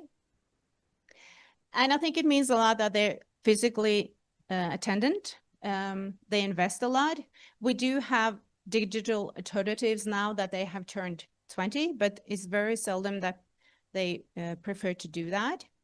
They do get a small gift, but due to the ethical approval, it's not allowed to give them a lot of money, obviously. So it's a small gift. They're part of a lottery, and they have their expenses covered. So for the last round, when the participants were 20 years, it mattered, because a lot of them have moved away from the city. So we pay their travel to come back home. So they might use that opportunity to have their travel back home for Christmas covered, for example. So that's definitely a good thing for them to come. And also, I think we did a very smart thing. When the children were 4 years old, it was obviously the parents who consented on their behalf. But according to Norwegian law, at age 16, they have to consent themselves. So at the last 3 measurement points, we have also approached those children who were drawn to participate in the study, but whose parents did not show up or dropped out or only attended a couple of times. We have re-invited those participants, since they now can consent on their own behalf and are not longer dependent on their parents' consent. And that has increased our ends, which is important, obviously, for our statistical power. So at the last assessment that finished last week, we have actually the highest end since T3, or since they were 8 years old. And in terms of missingness, we use the full information maximum likelihood procedure most typically. Another challenge is that spanning childhood to adulthood, we have to grow with the kids. It's a challenge, but it's also a privilege. But I did a PhD in treatment of childhood obesity back then. So when I became part of the TEST project in 2011, 2012, I focused mainly on parental feeding, children's eating behavior, weight development, so forth, which is now not very relevant, of course. The data is still there, but now it's more eating disorders. It's about relationship to romantic partners and friends. So we have continuously needed to approach new areas of research, which is a privilege, because I keep learning so much. It's very stimulating, but it also requires that we search for and reach out to international experts, because we are not experts in all these areas of research. And that has been important for us. It's important to ensure the research quality, to maximize the potential of the data. And it's very stimulating, and we have learned so much. But also, given that kids are growing, we have to do a lot of adaptations, and it's always a challenge that to take the benefit of the many follow-ups to try to keep the same measures over time, and at the same time make sure they are age appropriate. And in the recent, like at least 3-4 years, I would say we have got this measurement invariance issue, or at least editors and reviewers are more into it now. And because kids are changing, measures are changing. And I'm sure a lot of you are familiar with the measurement invariance concept, but I've still put the definition up here. So it's about the repeatedly measured variables need to represent the same construct in the same metric over time. And it's established when the measurement of a latent construct does not differ across groups such as age and gender, or across age or across time. But since kids are changing and the nature of phenomenon changing by age, think about attachment, for example. You cannot measure attachment in the same way in a 1-year-old and a 15-year-old. It's still attachment, but the phenomenon is per se different. So the observed changes may be due to changes in what is being measured rather than in the level of the construct studied. So the same scale may not capture the same construct across age, so it might be difficult to obtain measurement invariance. So we do our best, and we do it more often now because it's required, but sometimes it's not possible to obtain measurement invariance. Another challenge related to the spanning of from childhood to adulthood is the continuous need for research funding. Because we have to pay the salary of the research assistants, we need money for PhD students to pay for the participants' travels, so it's quite a large budget. So it's like from hand to mouth every year. Now we have funding until the end of next year, maybe some months into 2027, but we have to continuously apply for funding. And as was noted by some of the speakers yesterday, the more follow-ups you have, the more number of data waves, the more interesting the data are, and the bigger the gold mine of data it is. But that does not guarantee further funding. So we need to apply and work hard. And it's harder than ever, I would say, even in Norway, to receive funding. And they also changed some of the regulations or rules for applying. So it's not so easy to apply as long as you have current funding anymore, which puts us in a difficult situation. But we do our best. And we have also experienced that reaching out to, I mean, we always include international collaborators, but we have also come to the conclusion that the odds for receiving funding is bigger when we do not only rely on our own data source, but also include other sources of data, such as other data sets and of course the registers. Yeah, so next year we're going to celebrate 20 years since we started, and Lars PI of the study is 70 years. So please come and take part in the celebration. Another challenge, at least for me as a research leader, is a huge amount of data. We don't have a data management person. We do this ourselves. So how can we ensure that we have an efficient way of organizing data? We have 70,000 something variables at this moment. And it's quite hard for new people, PhD students, postdocs, being included in a group to get the overview of the measures, the syntaxes, all the data, all the variables. And it's also challenging to make sure that we maximize the data utilization. So we need to have a good overview of not using or misusing main findings, for example, as if they're included as mediators or moderators, but that we really try to have a good overview of non-answered research questions that we can use and how we best can address them. It's also a big job with all the syntaxes to ensure that they are accurate and correct.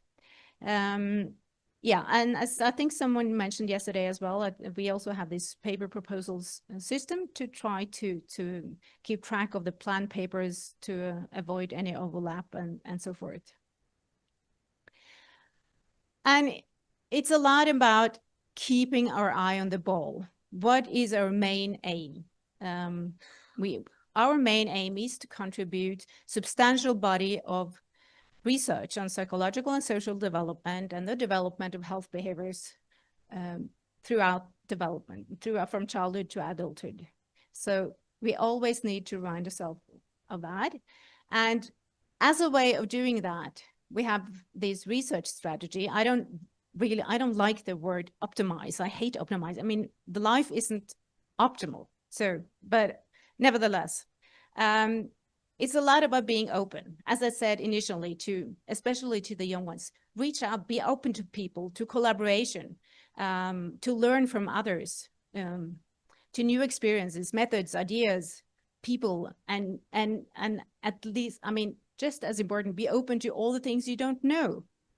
And we aim to reach out, so dissemination is important, publishing in high-ranked journals, of course, working hard, use the experts wherever they are, and take good care of the members of our group. We currently have 25-ish, spanning at least 10 different international or 10 different nationalities. I just had it like a couple of months ago. I invited for an international potluck, asking everyone to bring a dish from their home country and introduce it and tell us about their country, and we had a great time doing that. It's also challenging, obviously, with different cultures, different people, but it's most of all very stimulating. So promoting a good work environment, because if people thrive, if they are happy to go to work, if they feel they succeed, if they get the support they need, then they are able to do their job in the best possible way. And there are always these minor problems. I mean, research is a lot about logistics. So how do we make sure they send back the accelerometers? How do we find the addresses? How do we make sure they respond to our contacts, etc. And yet it is all about these people. So these challenges are not large. I mean, they are large, but we together, we cope and we fix them, and we all these excellent brains and a lot of laughter and a lot of, yeah, it's a lot about having fun. I mean, I have the best job in the world. I'm here talking to you. I have all these amazing PhD students. I learned so much from them, and it's a privilege to be able to contribute to knowledge, even though it's a small piece. And we always we can just do our best, because I experienced that a lot of the PhD students are frustrated. I mean, this is not good enough, or we don't have the best methods. No, we don't have the best methods. We don't have the optimal ideas, perhaps not, but we do our best. And it's about building stone by stone. That's what knowledge or research is about.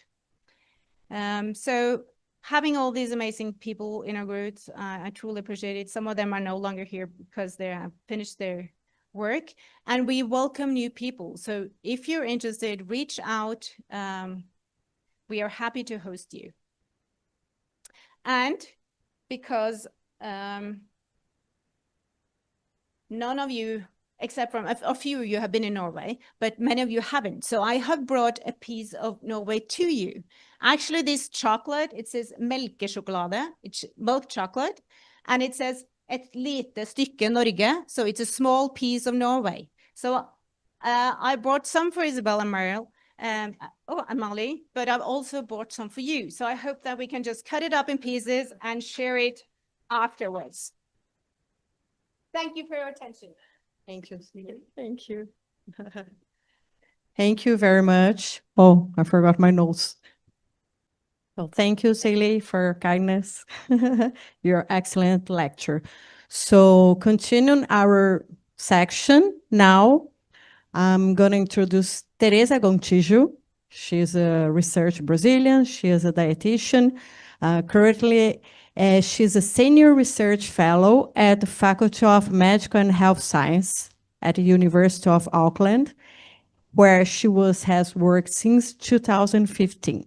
Previously, she was an adjunct professor at Federal University of Minas Gerais and the Federal University of Rio Grande do Sul in Brazil. Her research focused on nutrition epidemiology, population nutrition monitoring, and food environments. Her work has contributed to advancing our knowledge on nutrition and health in both Brazil and New Zealand. So welcome. Okay. Thank you very much. It's a great pleasure to be here today. I would like to start thanking Professor Mali Cardoso for this wonderful invite to be here today and challenging to talk about the Growing Up in New Zealand approach to ethnic and sociocultural diversity. Challenge to say that all that I want to say in 20 minutes, but I'll do my best. I would like to say that this presentation was put together by myself and my colleague, Professor Claire Wall. We both work with early life nutrition in the first years of life. I would like to say that Professor Claire Wall is an European researcher, and I am here today talking from the position of a Latin American researcher who lives in New Zealand for 10 years and have been working with large data sets containing multi-ethnic data. I would like also to declare no conflict of interest. I would like to start and to finish this presentation with a karakia. Karakia is a Maori, our indigenous people in New Zealand, which is a Maori prayer. And in New Zealand, it's part of our protocols, important meetings like this ones, our lectures and so on, to always start and finish with a karakia. It is in Te Reo Maori, which is our Maori language. So I'll ask you, please, you can try to say, it's very similar to Portuguese, some of this pronunciation. Please follow with me. E te hui. Whaiate matauranga kia marama, kia whai takina mahi katoa, tu maia tu kaha, aroha atu, aroha mai. Tato, ia tato katoa. Very well done, thank you so much. Before talking specifically about growing up in New Zealand, Claire and I thought, as well as our colleague Celia just did, to talk a little bit about Aotearoa New Zealand for those who do not know about our context there. And so I would like just to show a little bit about our demography, to talk a little bit about health in New Zealand, and then we framed this presentation for child nutrition, just for you to have a snapshot of what's going on in New Zealand, and also because of the time. And then I would like to say, to mention what is the Treaty of Waitangi in New Zealand and why this legal agreement is so important in New Zealand and guides many aspects in New Zealand, including our research in New Zealand. And then in that aspect, I would like to provide some very, very, very high level information about some concepts that are important in this space for anyone who is doing New Zealand research or working with New Zealand data, which is Vision Matauranga, Te Whare Tapewha, and Maori data sovereignty. So New Zealand is this country which is composed by 2 islands, North and South Island. We are a population of 5 million people approximately, a small country in terms of population. It's important to say that we had an important increase in our in the migration to New Zealand in the past 10 years of approximately 20%, where we went from 4 million to 5 million people. When you look at, as I said, despite of small, we are a very, very ethnic diverse country and also culturally. So this is the high-level distribution of the New Zealand population according to our census, where you can see that the most majority identifies with the European ethnicity. Approximately 18% are our indigenous people, Maori. Approximately nowadays, 18% pretty much are composed by Asian population, which had an increase, a very important increase in the last years. Approximately 90% the Pacific peoples, and the remaining 3% everyone else, including myself. Some aspects of the population is that we also have, by the census of 2023, more than 160 languages spoken in New Zealand, 157 religions, and more or less approximately 1/3 of our population are composed by people who were born overseas. we face very important and relevant ethnic and socioeconomic inequities for most of the health and well-being outcomes that you can imagine. So I will start illustrating with the example of childhood overweight obesity, which is a very important problem for us. We rank second for the prevalence of child overweight obesity amongst the countries of the OECD and European Union. It affects approximately 1/3 of our children, according to our New Zealand Health Surveys, with a higher prevalence of the obesity, of overweight obesity amongst Maori children in relation to non-Maori, and 100% higher amongst Pacific children in relation to non-Pacific. And then if you ask me how New Zealand is doing towards the Children Global Nutrition Targets, I like to use this slide because I don't need to answer the question, because it says pretty much what's going on in New Zealand. And I would like to call your attention, especially for the lack of data or information on exclusive breastfeeding and infant and young child feeding. Just an overview in terms of the breastfeeding indicators in New Zealand. This is something that New Zealand monitors quite well for a long time, for some decades, within our New Zealand Health Service and also from health providers. But we still have some challenge with this data, which is still, the aspect that we still have a lower coverage for most vulnerable groups in New Zealand.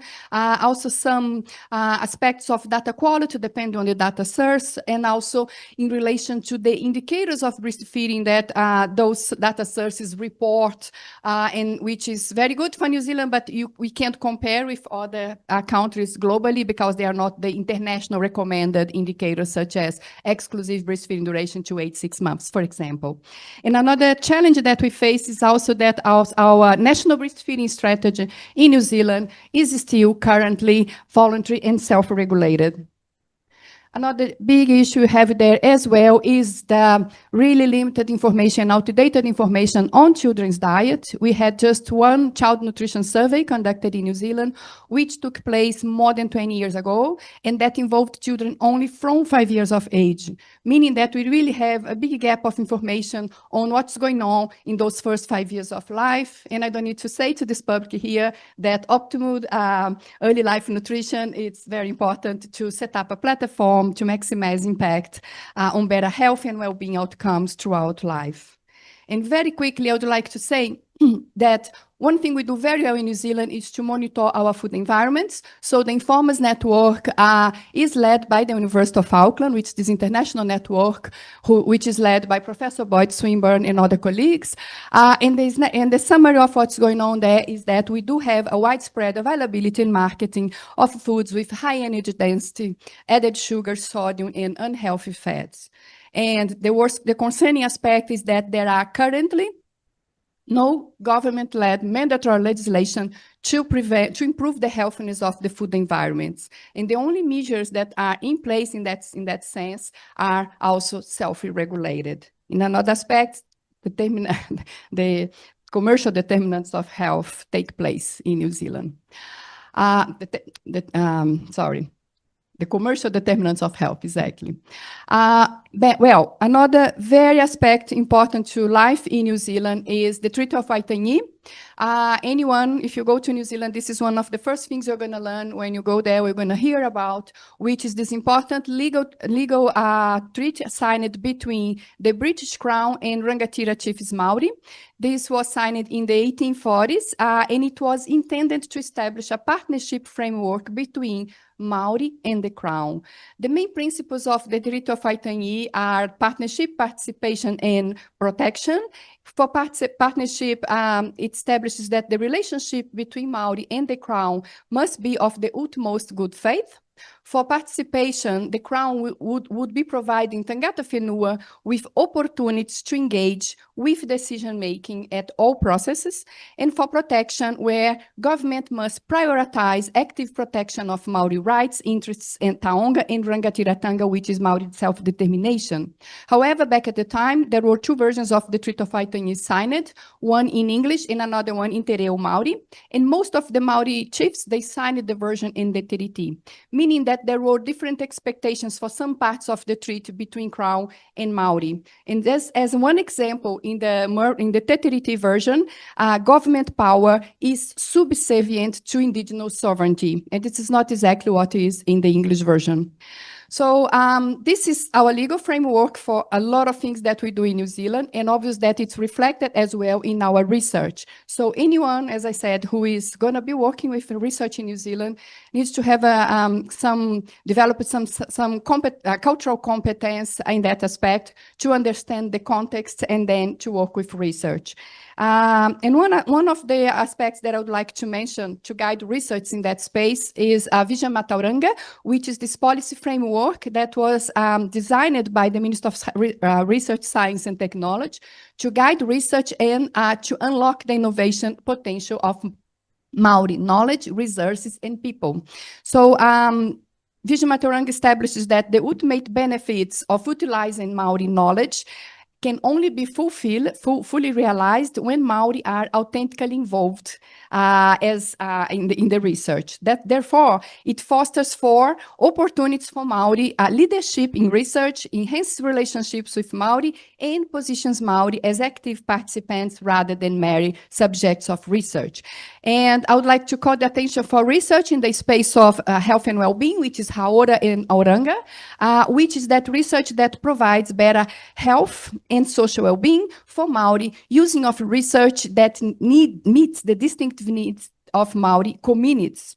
And for us to work with research in that space with this intention, we need to have an understanding of the Maori concept of Haora Maori, which is the concept of Te Whare Tapawha. So Te Whare Tapawha is represented with the figure of a marae. Marae is a very important space for Maori communities. It's a sacred space, and it has 4 pillars represented by the walls of the marae and the roof, with the walls representing the family and social well-being and the physical well-being. And the walls support the roof, representing spiritual well-being and mental and emotional well-being. Another point of discussion in New Zealand, which is really advanced, is in the space of indigenous data sovereignty. This is way complex than I was going to be saying or what I'm going to be talking about now. There are many advocacy groups for Maori data sovereignty in New Zealand. And here I basically took a snapshot maybe of one of the largest ones in New Zealand, which is the Te Manararanga, which recognizes that Maori data should be subject to Maori governance, and that Maori data sovereignty is for supporting tribal sovereignty and the realization of Maori and iwi aspirations. Amongst the many purposes within this network, and which is very similar across the other groups as well, is that Maori data sovereignty is for asserting Maori rights and interests in relation to data, to ensure that data for and about Maori can be safeguarded and protected, to require also the quality and the integrity of Maori data in its collection, and advocating for Maori involvement in governance of data repositories. So this is New Zealand in a nutshell, overall health, well-being, nutrition, how that relates with our treaty obligations. And then I would like now to finally talk about the growing up in New Zealand characteristics, the relevance of this cohort for informing policies in New Zealand, and how the study ensures that the treaty obligations are met. So Growing Up in New Zealand is the largest longitudinal cohort study in New Zealand, following more than 6,000 children from before they were born until they turn, hopefully, 21 years of age. It recruited children, mothers, fathers, and also mothers' partners. The cohort has been also demonstrated to align well with the national births that took place in New Zealand at the time, meaning that this cohort is nationally generalizable. And the diversity of the Growing Up cohort also allows us to run robust analysis by ethnic groups and socioeconomic positions. Another important aspect is that the study represents a partnership between researchers and policymakers, and it has been funded over the years by the New Zealand government. The ultimate aim of Growing Up is to build a comprehensive picture of life for children in New Zealand today, so that we can learn what works to enable someone to have a happy, healthy, and fulfilling life. It's a very comprehensive objective. So working across the different ethnic groups, the study has some domains, which is the family and funnel, societal context, education, health and well-being, psychological and cognitive development, and culture and identity. This is an overview of the data collection waves in terms of the data that's currently available for the studies, which goes from the antenatal period until 12 years, and the cohort is now approximately 15 years of age. This is also an overview of the cohort's measurements of breastfeeding indicators, the timing of food introduction, and diet quality up until the date of today. And as I anticipated, growing up in New Zealand is a cohort that's used. One of the uses of the study is to inform national policies in New Zealand, and one of them is in the space of nutrition, which I'm going to be providing some examples today. So I would like to say that actually the findings from feeding practices and diet quality in New Zealand, in New Zealand, we provide the first national generalizable findings for under 5-year-olds in New Zealand, when it comes to the indicators of breastfeeding, the timing of food introduction, the whole diet quality using of dietary indexes and dietary patterns to show inequities on breastfeeding indicators, the timing of food introduction and diet quality during early childhood, and associations between diet quality in childhood and child obesity. And we are just about to publish, we will be publishing soon another paper showing that information on the diet quality of teens and also associations with inequities and with food insecurity. It's important to mention that the information on infant feeding practices and diet in the first year of life were very important to guide the revision of the National Food and Nutrition Guidelines for infants and toddlers. And currently, the information for diets of 4.5 and 12-year-olds is under consultation by the group that's currently reviewing the guidelines for 3 to 17-year-olds. And I'd like to mention about this wonderful work of a PhD visiting scholar, our first PhD visiting scholar from Brazil, who is sitting over there, Ju Teixeira, who is today a professor here at the University of São Paulo. And the impact that the work that Ju did with us had in food legislation in New Zealand, where her study showed that alarming number of pregnant women were taking insufficient amounts of folic acid during pregnancy and before. And this evidence contributed to the pool of evidence that government was looking at in New Zealand to finally to make mandatory, the first mandatory food fortification legislation in New Zealand, which became effective also very recently in August 2023, where all bread-making flours are now to be fortified with folic acid. And in terms of how the cohort ensures that we meet the treat obligations, there are many different strategies that maybe we can talk more about that. But one of them, I think the most important ones are to do with the management and governance of the study. I would like to also to say that there are some other governance groups within Growing Up, but I haven't listed all of them here today. I just listed some groups that I think that are important for what we're trying to do here today. One of them, obviously, is the steering group for strategic oversight of the study, which is composed by the University of Auckland, where the study sits, by the Minister of Social Development, which is currently the funder of the study, by the Children's Commissioner, and Oranga Tamariki, which is our Minister of Children. And it's very important to say the important role of the Kaitiaki group and the Pacific Advisory Group within Growing Up. So in the Kaitiaki group, we have Maori researchers and representatives. In the Pacific Advisory Group, Pacific researchers and representatives. In the Kaitiaki group ensures that actually the approach that is being used for the study is consistent with Kaitiaki, or the guardianship principles in which the principle was funded.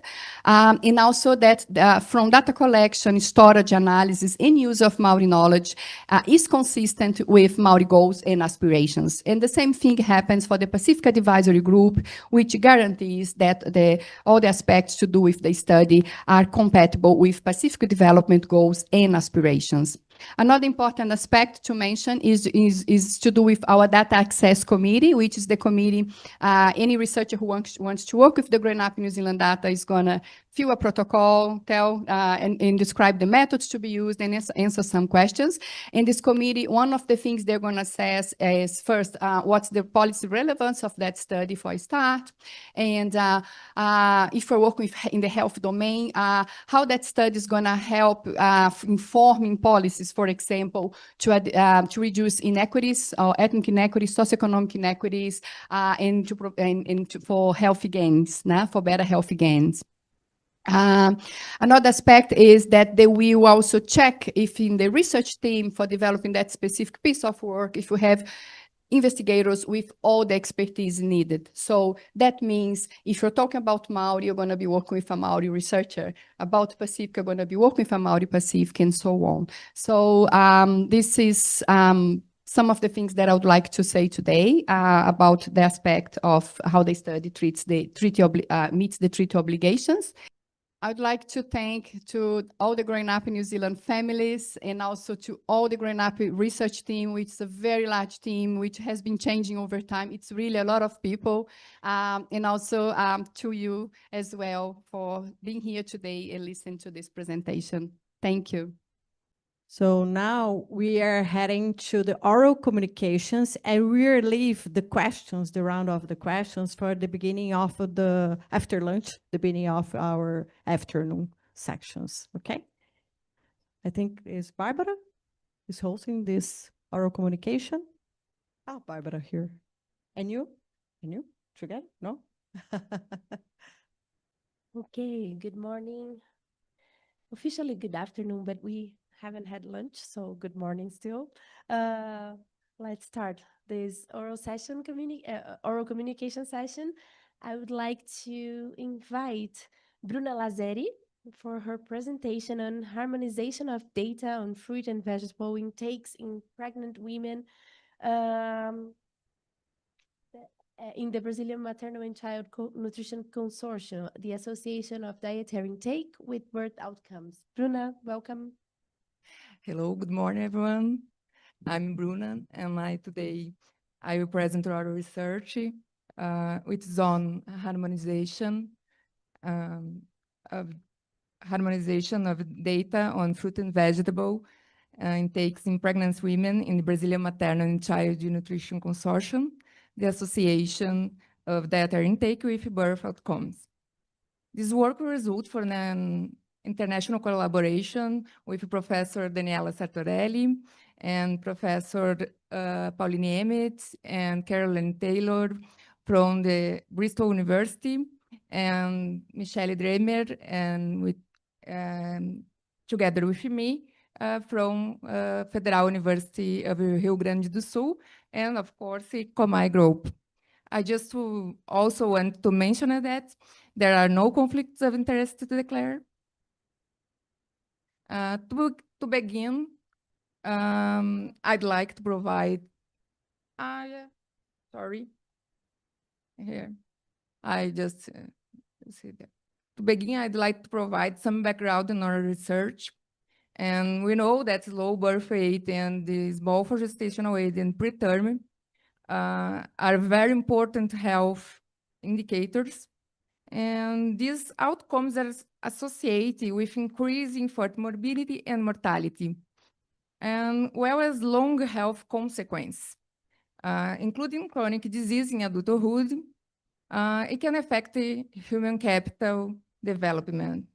Globally, preterm birth rates are stable and about 10%. In just 2020 alone, and there were more than 30 million preterm neighbors, along with another 20 million with low birth weight. And when we look at specifically Brazil, the numbers are similar, and about 10% all births are preterm. This makes preterm birth not just a medical issue, but a major public health concern. Evidence suggests that health diets, especially those rich in fruits and vegetables, may help reduce some of the risks. However, the exact impact of fruit and vegetable outcomes is still not entirely clear. Brazil is a continental-sized country, which is presently challenged for conducting national DOHaD studies. And the Brazilian Consortium for Maternal and Child Nutrition helps data harmonization across different regions, and allowing for comprehensive analysis of maternal and nutrition throughout Brazil. Most of the studies we have so far come from high-income countries, But when look at settings with food insecurity, such as Brazil, evidence are still very limited. The main goal of our study is to explain how you harmonize the data and about fruit and vegetable intakes from Comai group. We also want to understand how these dietary habits were to birth outcomes like birth and birth weight and preterm birth as well. For this project, you use data from 11 studies. 2 studies from Northwest and 8 studies from Southwest and just 1 study in South Brazil. The studies were divided in 2 data sets. And first, include 7 studies that used the short questionnaires or screeners. And the second includes participants from 4 that used the food frequency questionnaires.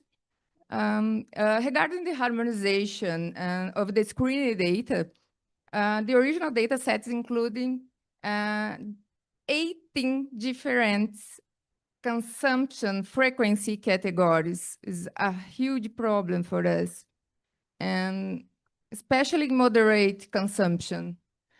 And this is standardized into 3 frequency categories to enable and comparability across studies. But similar consumption patterns are were observed both within individual studies and the merged data set. The lowest percentage reporting never, almost or never, and the highest percentage reporting and 5 or more per week in all studies and the merged data set. And for the harmonization about food frequency questionnaire data, you conduct consumption frequency into daily portions. And to avoid overestimation, and we limited the number, the food items included in the analyzing, ensure comparability between studies. We standardized the number of the fruits and vegetables to match the study with the fewest items, such as Rio de Janeiro. And finally, outliers identified by Z-scores were excluded. After this, the final fruit and vegetable groups were determined by adding the daily portion of each eating. The birth outcomes assessed were birth weight, continuous variable in grams, and the binary variables, low birth weight, small for gestational weight, and preterm. These exposure variables, screenings, and frequency categories, sorry, and lowest, never or most never, and the moderate 1 to 4 categories, and the highest consumptions 5 or more days per week. And the FFQ, daily service of fruits and vegetables.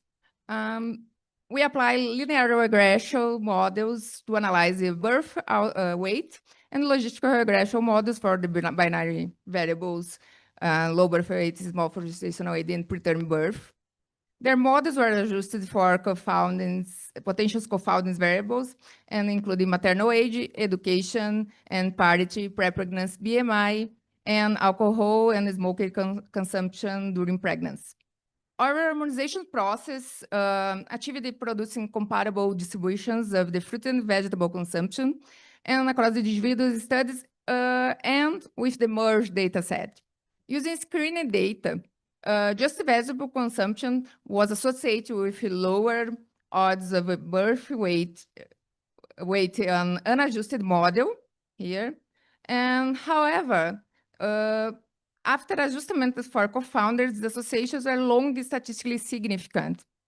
From the FFQ data, each additional daily serving of fruit was associated in approximately 30 grams increase in birth weight, but just in fruits. Sorry, these are wrong. About 4 model, around the 30 grams. And in summary, despite the challenge, the real challenges in the way. And it was feasible to harmonize dietary data and fruit and vegetable and take during pregnancy, and association between high fruit consumption and increased birth weight was observed in merged data sets. And no significant associations were found for the other outcomes, small for gestational age, preterm birth. As my last point, this work was supported by Brazilian research agencies. And some reference here. Oh, sorry. Here, just some reference now. And thank you so much. Thank you, Bruna, for your presentation.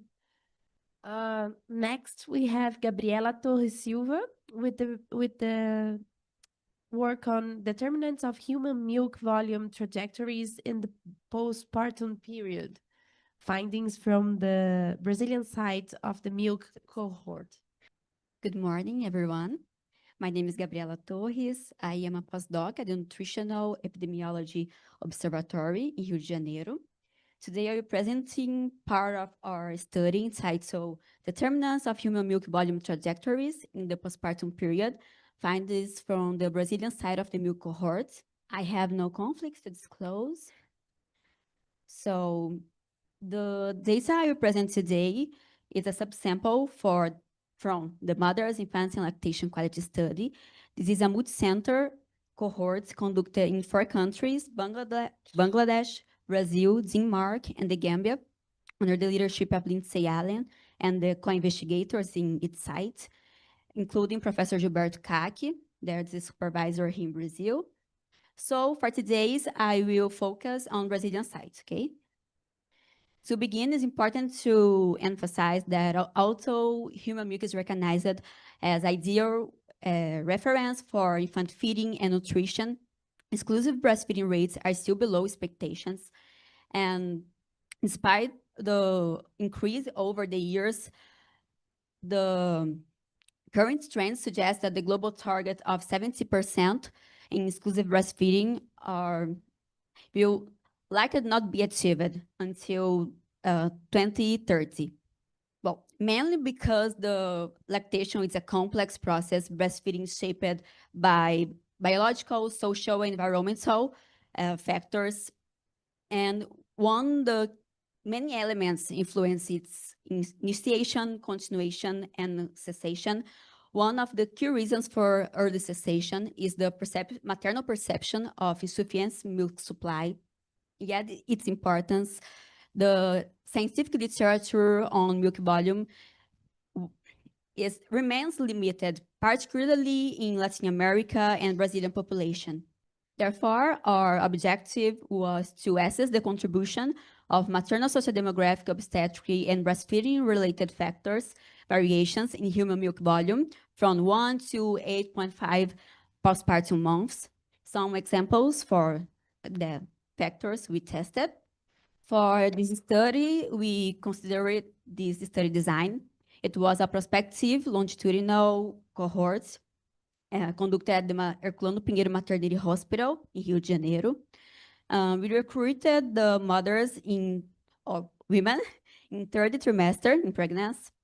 And for this study, we considered the social demographic information at this period, at the VCTC or colostrum. We considered the newborn data, and M1, M2, M3. We measure human milk volume and breastfeeding practices and used this information in this study. This is the main eligibility criteria. So we considered women aged 18 to 40 years with a singleton pregnancy, term infants, and who intended to breastfeed, and these other many criteria listed here. For exclusion, we considered, for example, the cessation of breastfeeding or maternal or infant serious illness, and this other. Basically, we considered healthy mother-infant pairs, and for this analysis, we used data that women who had at least one valid human milk volume In general, we use the red cap for collection and manage the variables. About milk volume, we use the deuterium dose to mother technique. There is a standardized by International Atomic Energy Agency and considered the gold standard for this analysis. We applied the 14 days protocol. During this period, we collected saliva samples from both mother and infants, and all these analyses were analyzed by FTIR spectroscopy at the St. John's Research Institute in India. These are the covariates that we considered in our models. So some covariates are fixed in baseline or visit C, the colostrum visits, and others were longitudinal, like breastfeeding practices. So we checked outliers in our outcome using Bonnie-Hinones method. Associations were tested using linear mixed effects models and interactions with time too. And we plotted only the significant interactions in your full model. Collinearity was tested too, and we analyzed all statistical in our software. So moving to the results, this is our flowchart. Our sample comprised 140 mother-infant pairs. In terms of main characteristics, maternal age mean was 27 years. We had a breastfeeding frequency of about 13 times per day. And regarding breastfeeding status, at M1, 92% were exclusive breastfeeding, and M2, M3, the non-exclusive breastfeeding become more predominant. So this is our milk volume trajectory. We observed a significant change over time with a decline of about 4 ml per week. Next, we tested the factors associated with this trajectory, and we observed that parity, birth weights, breastfeeding frequency, and breastfeeding status were associated with this trajectory. Rather than going into detail here, I will highlight the interactions for the significant covariates. So this is the parity interaction. As you can see here, while pruniparous women had a higher mean milk volume, their decline was more steeper than multiparous women in 5 ml per week. About breastfeeding frequency, we observed a high mean, the 13 times per day, and notably, women who breastfeed more than these 13 times per day had almost 10 ml more milk volume per week than women who breastfeed lower than that frequency. Finally, breastfeeding status is the last.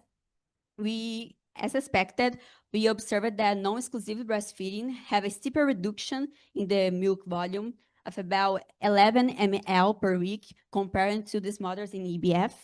So to conclude, parity, breastfeeding frequency, and breastfeeding status can modify human milk trajectories. And these findings reinforce the complexity of the lactation and the need for deeper understanding to better guide breastfeeding support and maternal child health strategies. So further longitudinal studies in diverse populations are needed to explore additional factors that may modulate this trajectory of the milk volume. The work was supported by Gates Foundation. This is my reference, and thank you all. Thank you, Gabriela, for your presentation. Moving to the next one, I would like to invite Luisa Diaz, please, for coming here to the stage for the presentation, Shared Risk, Shared Habits, Dietary Patterns in Mothers with a History of Gestational Diabetes and Overt Diabetes in Their Children. Hello, everybody. My name is Luisa. I'm a PhD student from Federal University of São Paulo. My advisor is Dr. Bianca de Almeida. And today I'm going to be presenting my research, which is called Share Risk and Share Habits, dietary patterns in mothers, a history of gestational diabetes and overdiabetes, as well as their children. So I declare I have no conflicts of interest in this presentation. So let's start talking about the high prevalence of obesity in children and adolescents. We know the prevalence of childhood obesity is tripled between 1991 and 2021. And approximately 1 of every 5 children experience excess weight all over the world. The prevalence of childhood obesity is influenced by some factors we already know, like genetic influence, epigenetic, but today we're going to be talking about behavior, environmental influence, like diet, dietary pattern, sedentary lifestyle, stress, smoking, obesogenic environment. And today we're talking about diet. So talking about my area of research, gestational diabetes is a common disease in pregnancy, and women that had gestational diabetes have 10 times more risk to develop type 2 diabetes, as well as a weight retention, and they had this increased risk, this cardiometabolic risk. And then children whose mother had gestational diabetes in pregnancy, they also had this higher metabolic risk, the higher prevalence of obesity and premetabolic syndrome during childhood. Talking about influencing of eating patterns in childhood are influenced by family dietary pattern also, and tend to persist throughout life. Evidence suggests that dietary habits are often established and molded before the age of 3. So childhood may be a period of a window of a change in the life course for shaping eating habits and a healthy lifestyle. So the aim of our project, our research, was to assess in women with gestational diabetes, with history of gestational diabetes and overdiabetes, 2 to 14 years after birth, 2 factors. First one, the cardiometabolic profile of the mothers and their children, and the association of maternal dietary intake with the dietary intake, dietary habits from the children. So this was a cross-sectional analysis of a retrospective cohort study that enrolled 222 pregnancies with gestational diabetes and overdiabetes, and they were followed in a prenatal care service in Federal University of São Paulo. We have this ambulatory, this clinic of diabetes and pregnancy, and the woman came from 2007 to 2021, and then we recalled them for reevaluation for clinical and nutritional evaluation 2 to 14 years after birth. So then we have 2,000 women with gestational diabetes, and 2 to 14 years after they gave birth, they were recalled, and then we just evaluated 222. So we included women that had older age than 18 years old, that had a diagnosis of gestational diabetes, and we used the IAD-PSG criteria to diagnose gestational diabetes. And the excluded women were that had absence of data of childbirth or newborn, fetal death, children using chronic oral glucocorticoids, or that had twins. So we analyzed metabolic syndrome using the criteria for Health Organization, for World Health Organization, and stratified by age, 2 to 4 years old, 5 to 9, and 10 to 14 years old. So the methods. Dietary intake was assessed using the questionnaire from CISVAN, which is the Brazilian Food and Nutritional Surveillance System, and we analyzed food groups and also the habit of eating meals in front of screen. So the food groups were analyzed. We asked the consumption from the previous day from the mothers and from the children for beans, processed meat, soft drinks, fruits, and the portions of fruits, vegetables, and greens. So this is how it looks, the questionnaire from CISVAN. And for the statistical analysis, we compared the characteristics from the women that we follow up and the ones we didn't get in touch for bias, to evaluate selection bias, and the prevalences of cardiometabolic risk factors for the mothers and for the offspring. And from talking about the dietary habits of the children, we compare the frequencies and associate mother and children using logistic regression analysis and adjusted for sex, age, and BMI. So this is the characteristics from our participants, the ones that we had 20 years ago and the ones we follow up, and they have similar characteristics. And we, as I said before, we only evaluated 222 of them. And talking about our results. So their mean age was 14 years old, and being 55 of them with family history of diabetes. We can see here that these are the percentages of cardiometabolic risk factors in women that we evaluated, and 95 of them had overweight and obesity. more than half of them had obesity, and 30% had prediabetes and diabetes. As we know, as I told you before, the gestation diabetes is a risk factor to the development of type 2 diabetes. And the children were 6 years old, their mean age, being 54% female, and most of them, as I put it there, 5 to 9 years old, they had 54% of our sample had between 5 to 9 years old. And 28% of them had overweight, 22% had obesity, and 14% had elevated glycemia. When you talk about the habit of eating meals in front of screen, children of mothers who reported eating meals in front of screen show a higher prevalence of the same behavior. And these children are about 10 times more likely to adopt the same behavior when their mother had this habit, independent of sex, age, and BMI. And talking about the food groups, we observed high frequencies of children intake in the previous day of processed meats, soft drinks, fruits, vegetables, and greens in the group of mothers who had the same habit. So this is the association of the consumption from the mothers and children. And we observed that children were 17 times more likely to consume soft drinks, 15 times more likely to consume processed meat, 6 times for beans, and twice as likely to consume fruits, vegetables, and greens. So we evaluate the cardiometabolic risk profile from these mothers and these children who were exposed in pregnancy for hyperglycemia.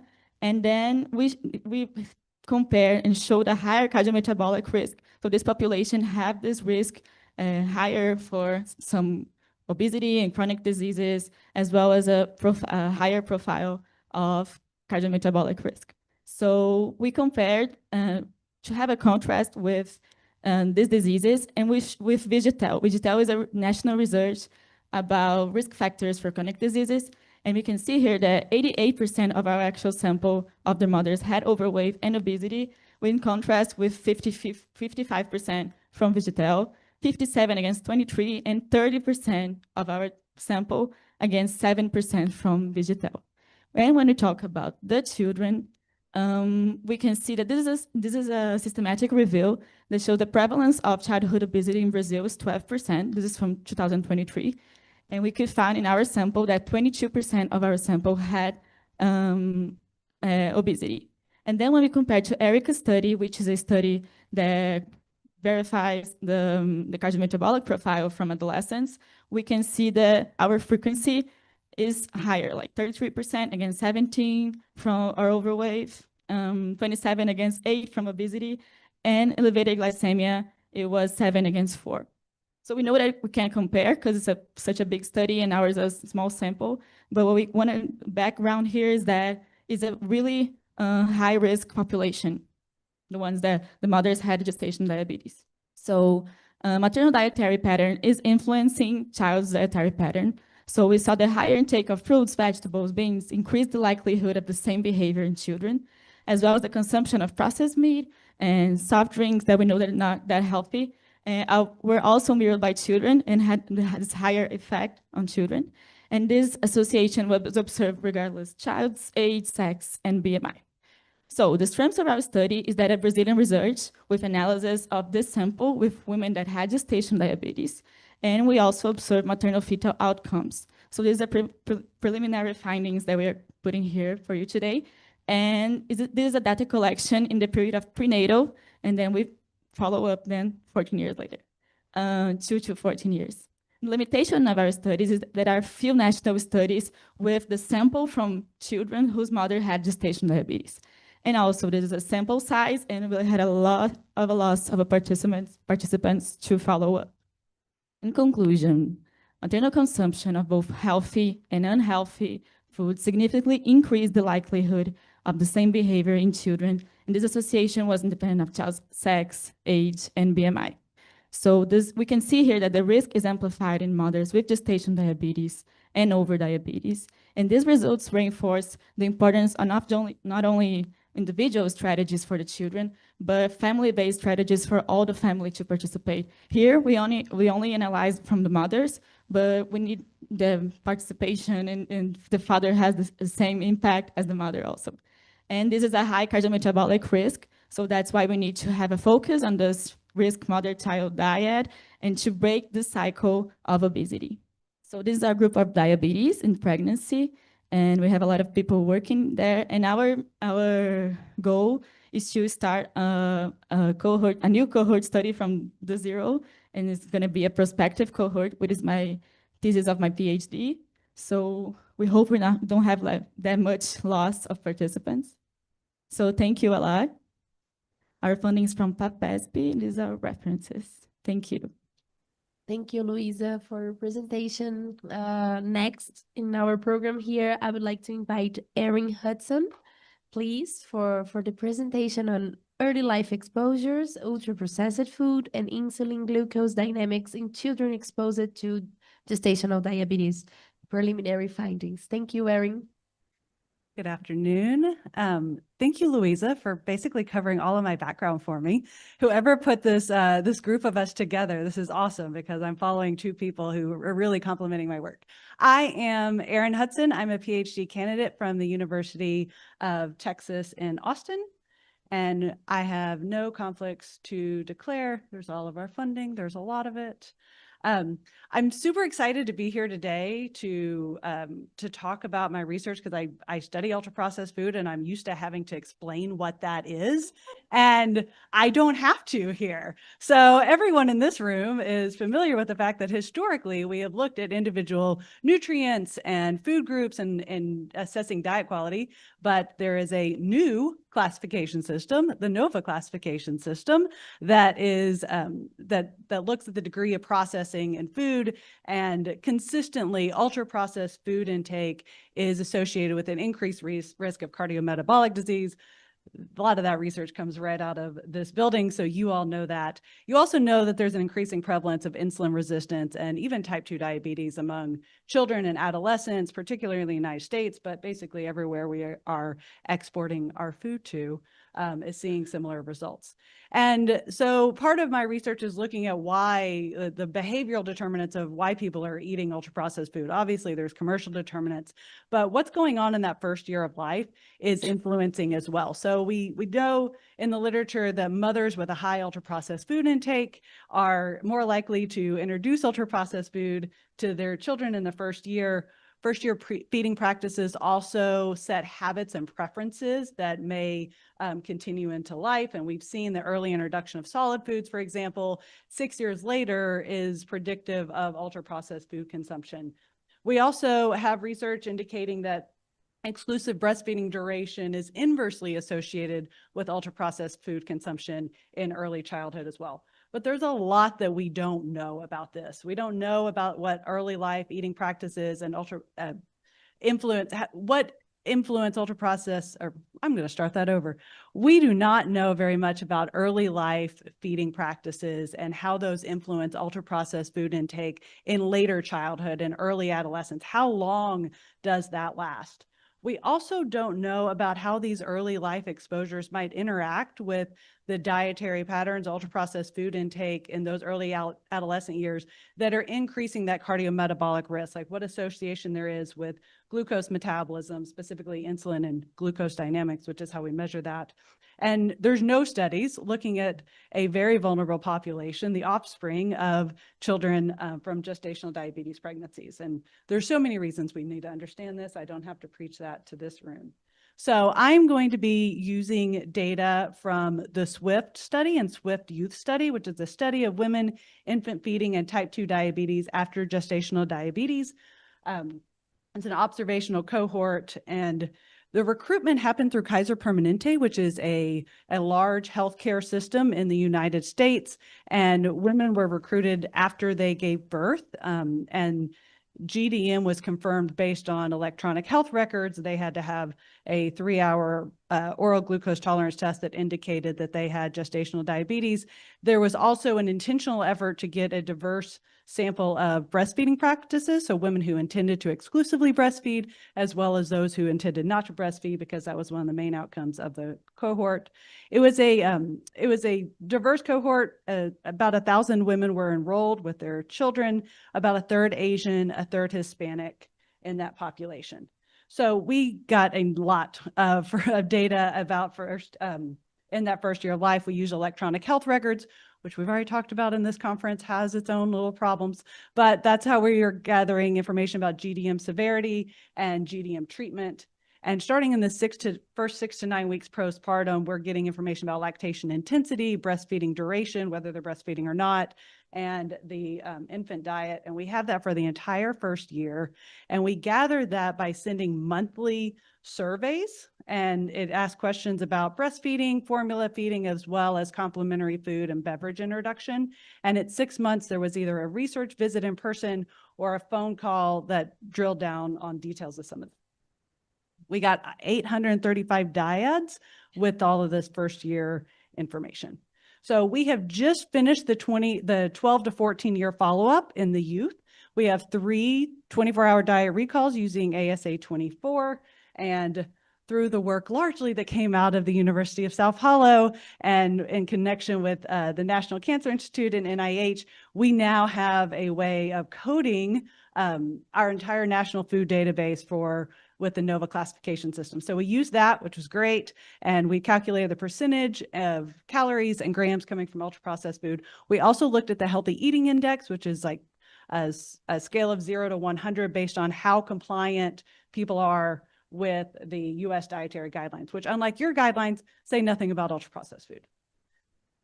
We also have physical activity, demographics, and then we have metabolic markers, including fasting, glucose and insulin, 30-minute and 2-hour. We did an oral glucose tolerance test.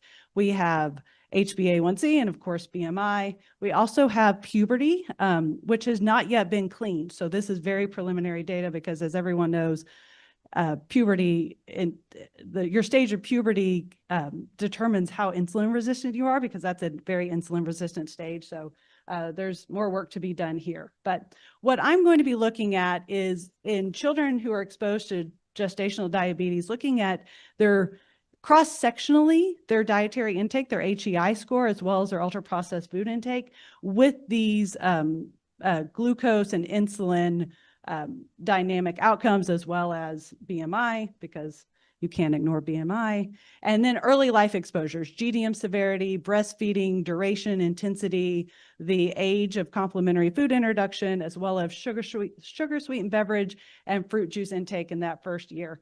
We previously published earlier this year a study indicating that there is a strong relationship between each of these and BMI. So that's not something I'm going to be looking at. That's already published, but we're looking at the insulin glucose dynamics.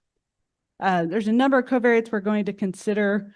Some of this data is available right now, some of it is not. So I'll just kind of give you a high level overview of what we have so far. So our participants, we have 255 participants who completed at least 2 diet recalls, and for whom we have the blood markers that we need with the insulin glucose dynamics. We have, similar to the original population, about 1/3 of the population is Asian, 1/3 of the population is Hispanic. WIC is, among the mothers, about 1/3 of them have received WIC. That's the Women, Infant, and Children Supplemental Nutrition. We use that as a marker of socioeconomic status. About half of the women graduated college, and over half of them were born outside of the United States. So I also wanted to look at the characteristics divided by quartile of ultra-processed food intake. And so Q1 here that you're looking at, that's the lowest amount of ultra-processed food among the children at 12 to 14 years, and Q4 is the highest. And you see a trend here in the Asian population. It seems to be eating less ultra-processed food, Hispanic population a little bit more. I need to do some cleaning, so I didn't put a p-value there, but I think there's something there. We're certainly going to need a control for it. This is not really part of my study, but it is consistent in the literature and my own experience that people born outside of the United States tend to eat less ultra-processed food. I think it's really interesting that mothers born outside the United States, 12 to 14 years later, their kids are eating less ultra-processed food. So there's something there for someone else to look at. That's not really part of my study.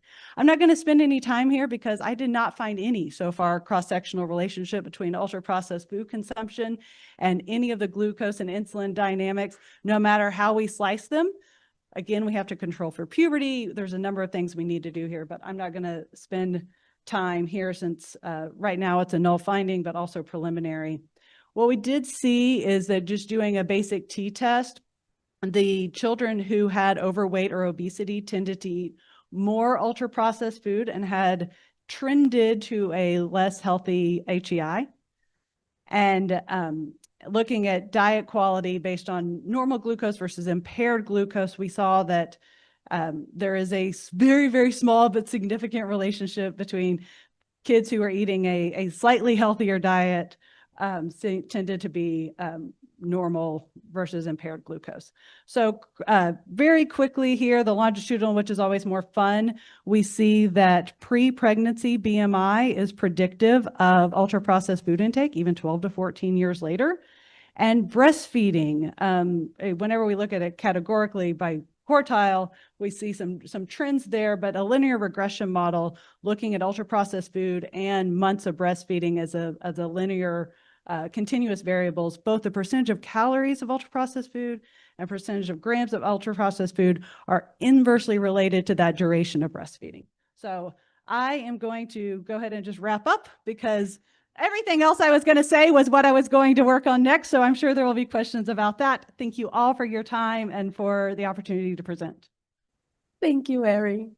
Well, last but not least, definitely, I would like to invite Angelica Bolt for the presentation on epigenetic markers for metabolic syndrome, fat percentage, and obesity in South Brazilian Mennonites?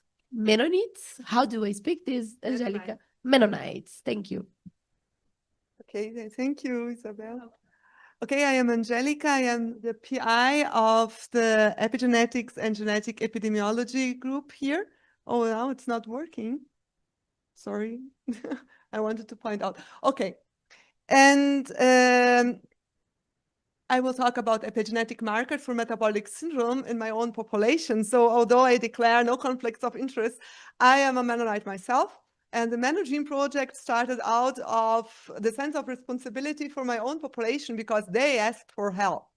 And if you belong to an isolated population, everyone knows everyone, and there will be a time where they maybe ask you for something.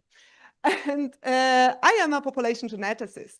If we look at the number of articles, okay, this is also since 2025, published on population genetics is more than 500,000. If we look at population epigenetics, so it's a relatively new topic, only 74 since 2008. Epigenetics and DOHaD, only 355. So there's an urgent need to bridge this scientific field. And I feel that to work with an isolated population that trusts you may be a way to do this.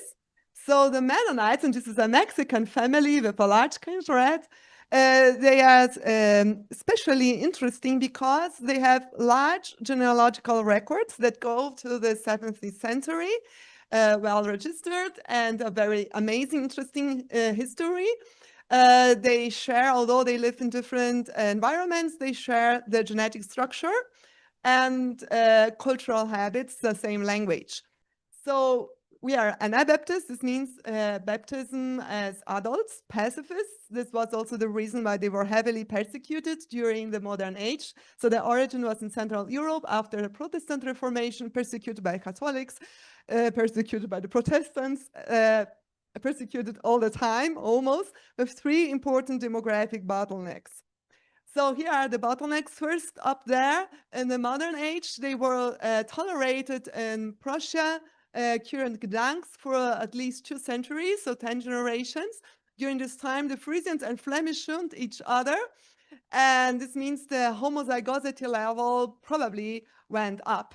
And then for a century, they went to the Ukraine. This was the second bottleneck by following the invitation of Catherine the Great. And there they prospered a lot with 365 settlements till the Bolshevik Revolution and beginning of Second War, where they lost everything. So 1% of this population made it to Brazil. And there you see the age pyramid of 1932. So they arrived 1930. And there is a clear lack of individuals aged from 13 to 18 years, so adolescents. Why? And this is the picture above it. Big famine and plagues, especially in the Ukraine, although this is a picture of the Holodomor 1934, but it was similar to this. All these bottlenecks are also related to migratory routes. I want to highlight, I hope that this now will work. Yes, here, for the harshest of all migratory routes, from Siberia to China, where they spent almost 4 years eating skin potato soup, and then finally to Brazil. So there was an association with this migratory route I will show you later. Here they are giving thanks. It was the first group for arriving in Brazil and for deliverance. We have lots of very, very closed and orthodox communities in Bolivia, as I will show you, and some of them also in Paraguay, especially in the Chaco Desert. And this is one of the reasons why I'm interested to work with the Mennonites, to compare it with the Ukrainians. And here, this was published last year, the fetal exposure to the Ukraine famine of 1932-1933, especially related to adult type 2 diabetes mellitus. The Brazilians, the Mennonites, they live in 3 different settlements, especially in Curitiba, which is actually a capital town, but in Witmersum, which was founded by my grandfather, and Colonia Nova. And here I met some people that live in the neighborhood of Colonia Nova. Maybe we will collaborate later on. So we sampled in all these locations. We have actually more than 762 Mennonites and now also 300 from Bolivia. So made the blood work, we measured them, and made the exomes together with the Regeneron sequencing company and National Institute of Mental Health. We also looked for autoantibody levels. Since to work, to make any epigenetic investigation, you have to look at the genetic structure first and make an epidemiological investigation. And we were amazed to find out that South Brazilian Mennonites have the 2nd highest prevalence of celiac disease worldwide. This means 1 in 29 Mennonites are celiac, at least are positive for the autoantibodies. Even biopsy proven is very high. And this was associated with a founder effect on the HLA-DQ.5 susceptibility variant. Also depression, which was strongly associated with worse health, self-perception, regardless if you look at back anxiety, back depression, or past or present diagnosis of depression. Prevalence is really high, 22% among Mennonites in South Brazil. This is a family, and it's clear that almost every adult generation has someone affected with depression. And there was also an association with 30 polymorphisms in genes that are also associated with cognitive efficiency. Then we looked at rare variants according to the American College of Medical Genetics, and this was freshly published now. Well, it was clear that one of the big fears of the Mennonites in South Brazil was we are all consanguineous because we are marrying each other. But in fact, the consanguinity is really low, but founder effect is really high. So for 96% of the 23 pathogenic variants that we looked at least here, as an example, the deficiency of biotinidase, as it's a really high frequency of the variant compared to the non-Finnish Europeans, compared to Amish, compared to Brazilians. And this is the same for many other variants that we looked at. So from the genetically point of view, Mennonites are different from the populations of origin, which was Switzerland, Germany, and Netherlands, and also different from Brazilians and from the Amish that went out from the Mennonites 3 centuries ago. Regarding metabolic syndrome and cardiovascular diseases, myocardial infarction is much, much lower among Mennonites. This was associated with rare and common variants in 2 genes, lower than compared to Germans and also compared to Brazilians. And this was associated with a higher frequency of protective variants and a lower frequency of susceptibility variants. Even so, individuals that have in their family myocardial infarction, they descend from individuals that took the harshest migratory route to Brazil.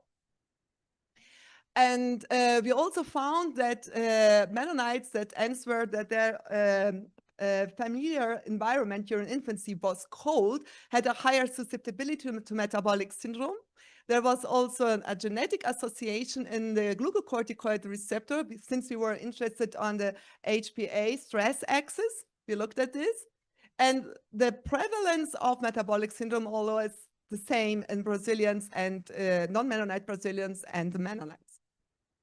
There was also a genetic variant of the ANGPTL4 gene, which was associated with protection against dyslipidemia, waist circumference, cardioprotective. And we want to compare the open-minded South Brazilian Mennonites with the very closed communities in Bolivia, where we have 196 Bolivian settlements. This is the kind of families that you find there.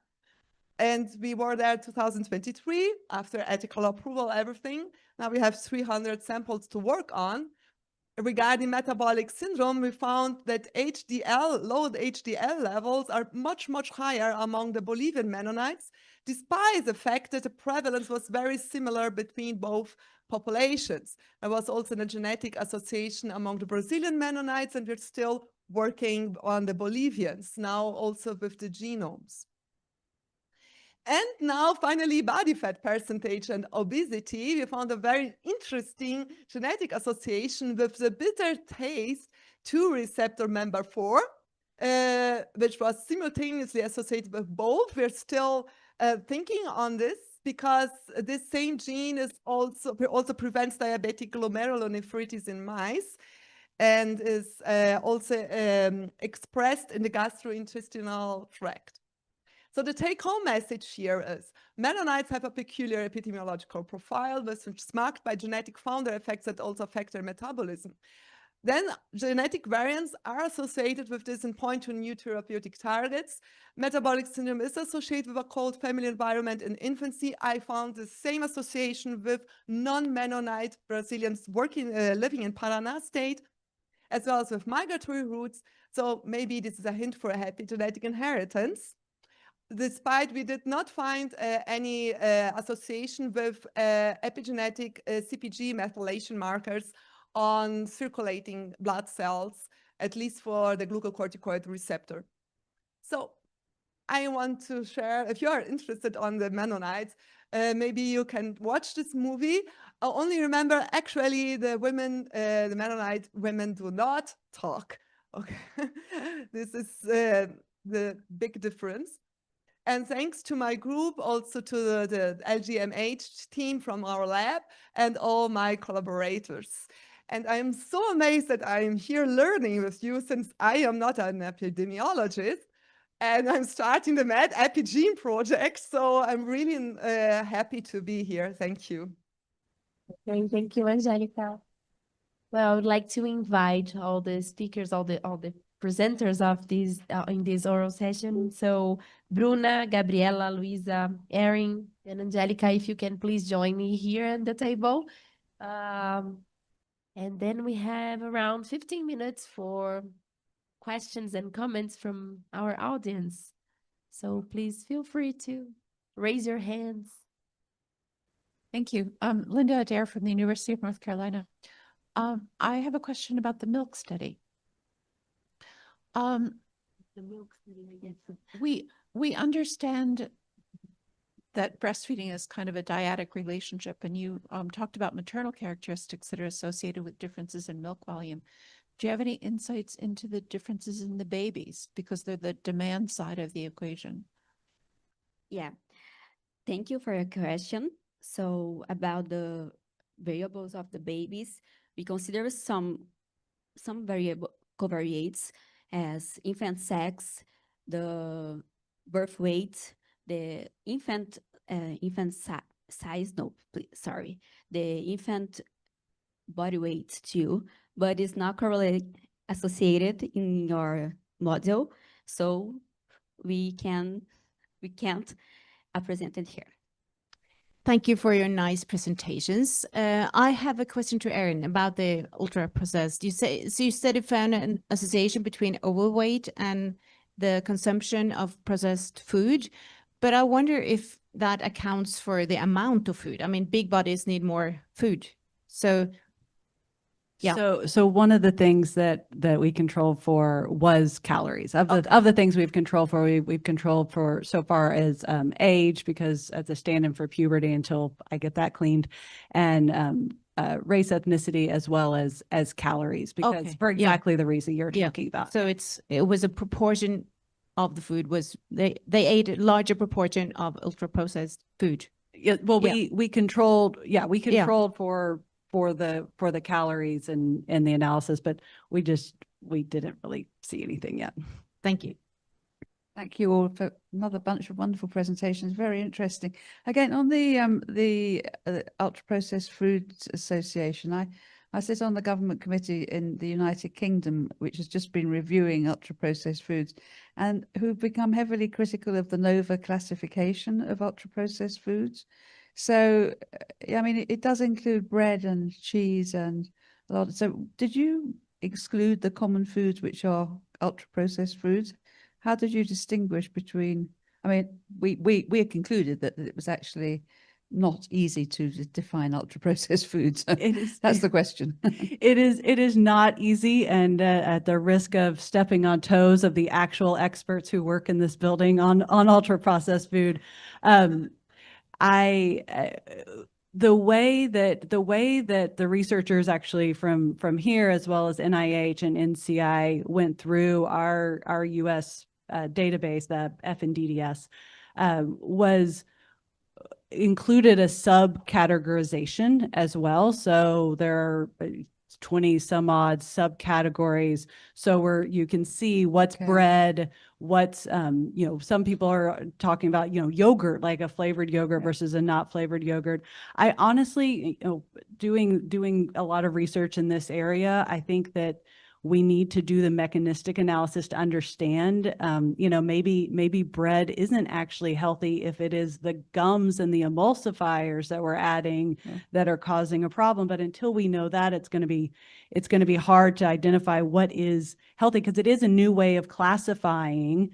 And so we kind of have to set aside, but I think they have to also work together. So something could be ultra processed, but, and also high in sugar, ultra processed, but not high in sugar. And maybe there's a scale. I was thinking one other way of looking at is looking at high in fat, high in sugar, high in salt, which is probably pretty much equal to the and we're capturing that with the healthy eating index, which is our USDA guidelines that look at sugar and salt. So I do have the subcategorization, since we haven't seen anything yet with the associated with the ultra processed food. We're not really looking at that yet, but I do have the data available and the resources, thanks to the work that's been done to look at those subcategories to answer exactly that, because I think it's a common question. Thank you. If I might have just another quick one about diabetes, the other diabetes study, which I found very interesting too. You mentioned that you were looking at people who'd had GDM and people with overt diabetes. Was that both type 1 and type 2?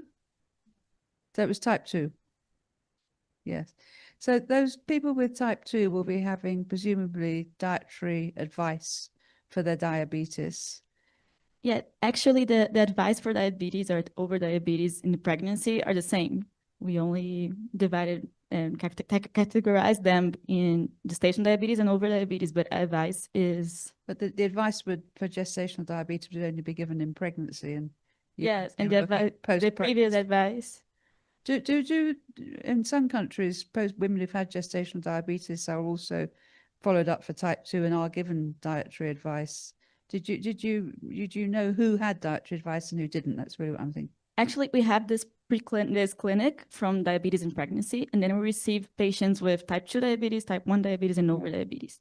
And then for this research, we use the over diabetes and gestation diabetes. But then there we can confirm that they have the nutrition advice and medical advice.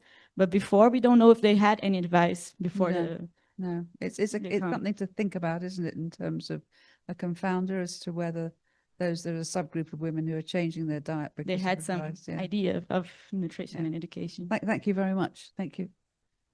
Congratulations again to all those brilliant presentations, to everyone. I just would like to ask a question to you, Bruna, about your study, one of your conclusions is that higher intake of fruit in pregnancy was associated with higher birth weight. Would you be able to explain a little bit what is the pathway? What do you believe that's happening? How high is this birth weight? Is high, but it's still in the limit of acceptable, or it's very high? If you can just talk a little bit about that, that would be about the 30 grams increase. I don't know the exact. I think if I understood from your findings, one of the conclusions was that the higher intake of fruit in pregnancy was associated with higher birth weight. Yeah, right? Just one portion associated at 30 grams. Just in FFQ, no, in screener, and you know. And how would you what is your hypothesis for this? The higher intake of fruit associated with higher intake of birth weight. Yeah, micronutrients. Higher birth weight, sorry. Yeah. Maybe fruits and vegetables is a prox and the health intake.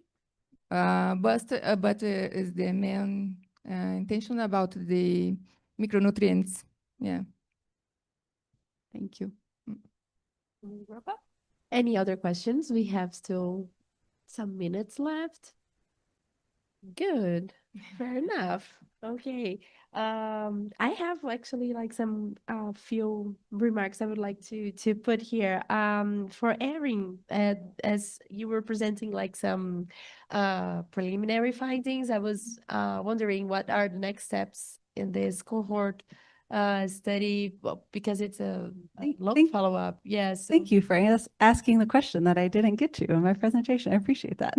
So really building on what we had talked about earlier, we've got to look at the mom's diet, and how her diet, both early, we have an FFQ of her diet early, as well as at 12 to 14 years, and how that may be influencing that as well. And we need to clean the puberty data, because when kids enter puberty, it's an insulin resistant stage. And so the insulin and glucose dynamics are going to be affected by that. So we don't even know for each individual where the cutoff actually needs to be until we know what their Tanner stage is. So we'll be looking at that, and then looking at the relationship between those early life feeding practices and exposures, and how that is affecting their cardiometabolic health, their insulin glucose dynamics at 12 to 14 years. One more to you, Gabriela. Actually, I was also wondering, you were showing us the coefficient regarding like the time, like the change over time of the human milk volume trajectories. I was wondering if the means were estimated, according to age, to show if there are differences after like this time you consider in estimating the trajectories. Yeah, this trajectory was a crude trajectory. So we consider only the time and milk volume over time. Because in these models we get at least like two types of coefficients, and then you can estimate the final mean for each age.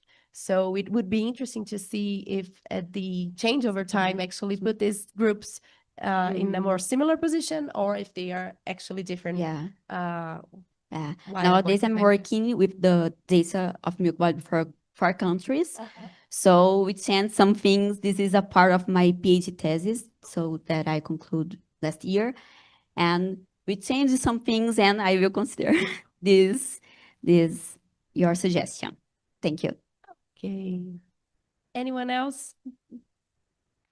Good. So I think Isabel has like some notes for us, some advices before lunch. I would like to thank you all very much for your brilliant presentations and for being here in this session. Thank you.